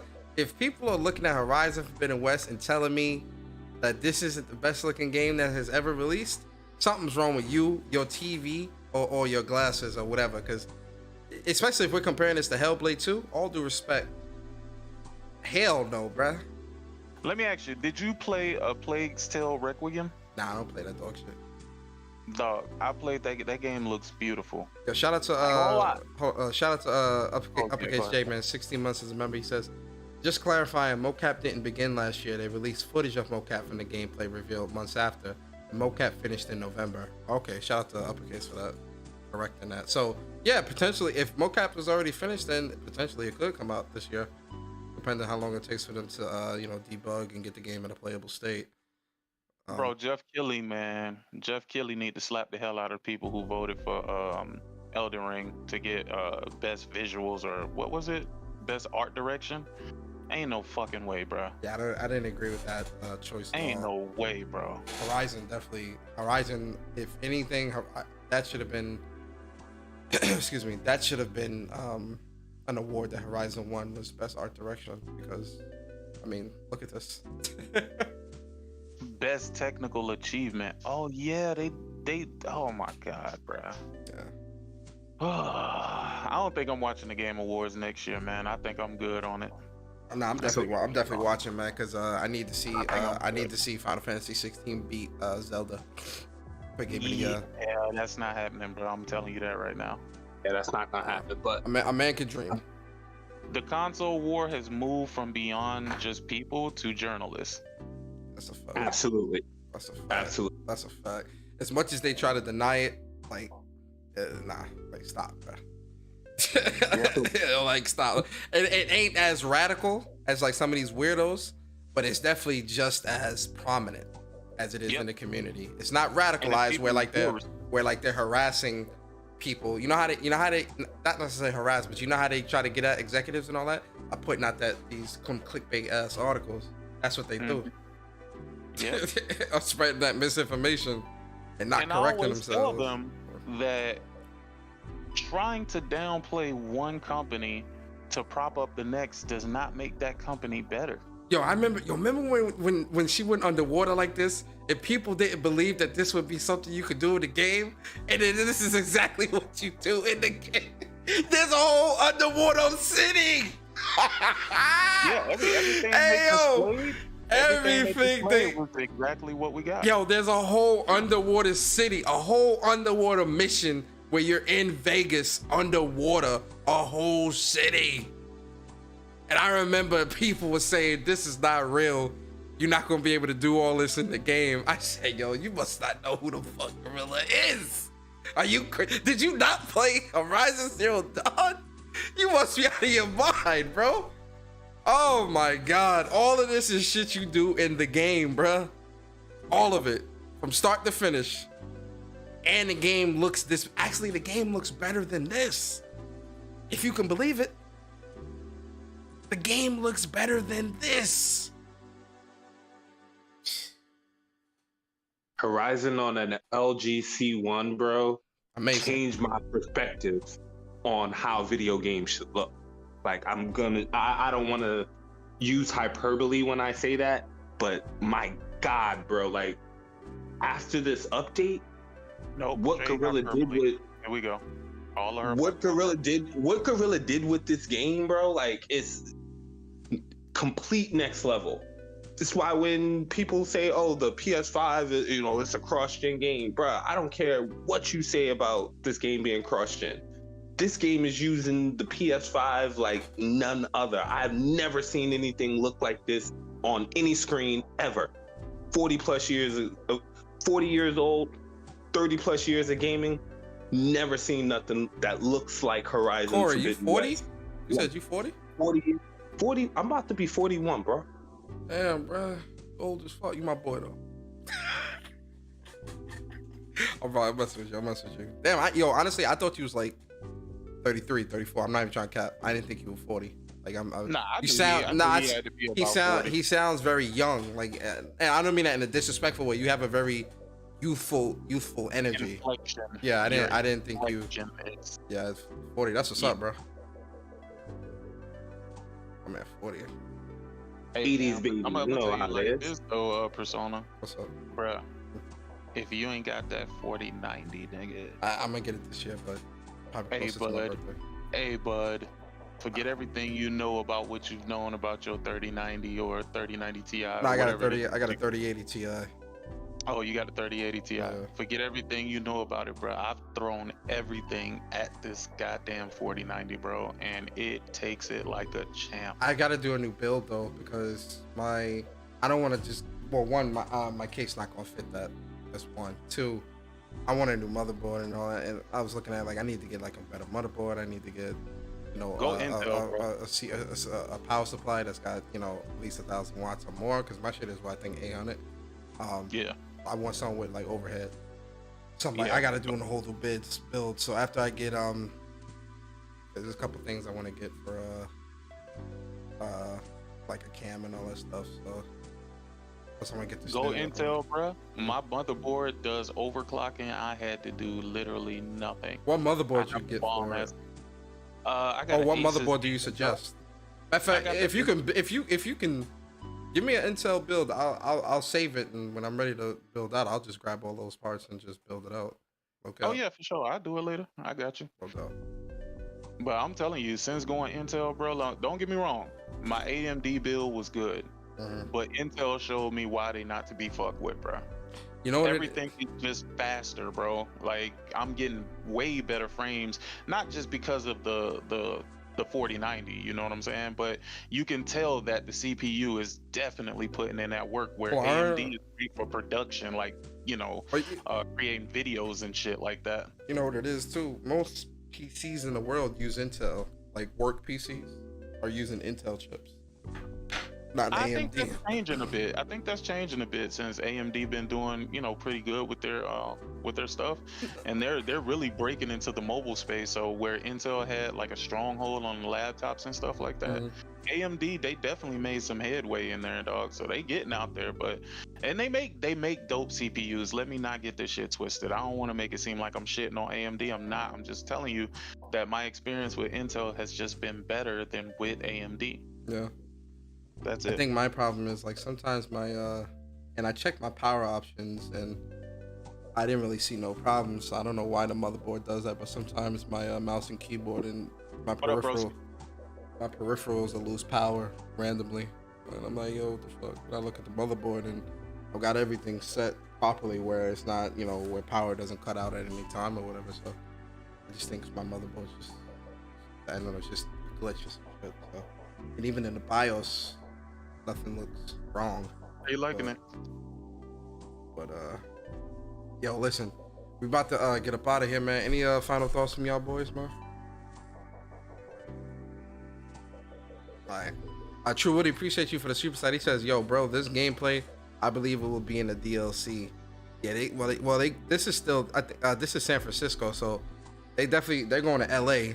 So, but we might get some type of version of this. And, or matter of fact, yeah, I get what you mean. Like, yeah, we definitely might get some type of version of this or whatever. But, man, shout out to Horizon, man. Incredible game, man. Incredible game. Yo, Corey, man, I appreciate you rocking out, bro. Any last thoughts? As always. All right, bro. Peace. Peace out. But nah, man, listen. Great show, great conversation. Definitely appreciate everybody coming through, man. First episode of 2022 of When Persona Speaks. You know, so it was a good show, man. A really good show. You know, I'm definitely excited for the future of PlayStation, and you know, it's a lot of great things happening all around, man. But if you did enjoy the show, definitely like, comment, subscribe, all that good stuff. Appreciate the new members as well. Appreciate the membership resubs as well. Appreciate all the super chats and all that good stuff. You know, 2023 is gonna be a great year, guys. It's gonna be a good year. You know, both personally and gaming wise, so get ready. There's gonna be a lot of great stuff happening. And remember, this Saturday, What's Up PlayStation podcast with me and Bari at 11 a.m. Eastern Standard Time. It's gonna be good. It's gonna be a good show. And it's a big announcement. Don't miss it, man. It's gonna be a great announcement. I know y'all gonna love it, man. I can't wait. But you know, round of applause for the folks in the chat. If it does it. If it will do it.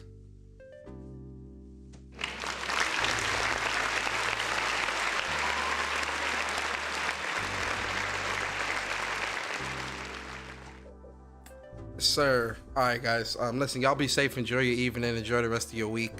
Yeah, man. It's me, your boy Persona. And I'm out, guys. Y'all be safe. Peace.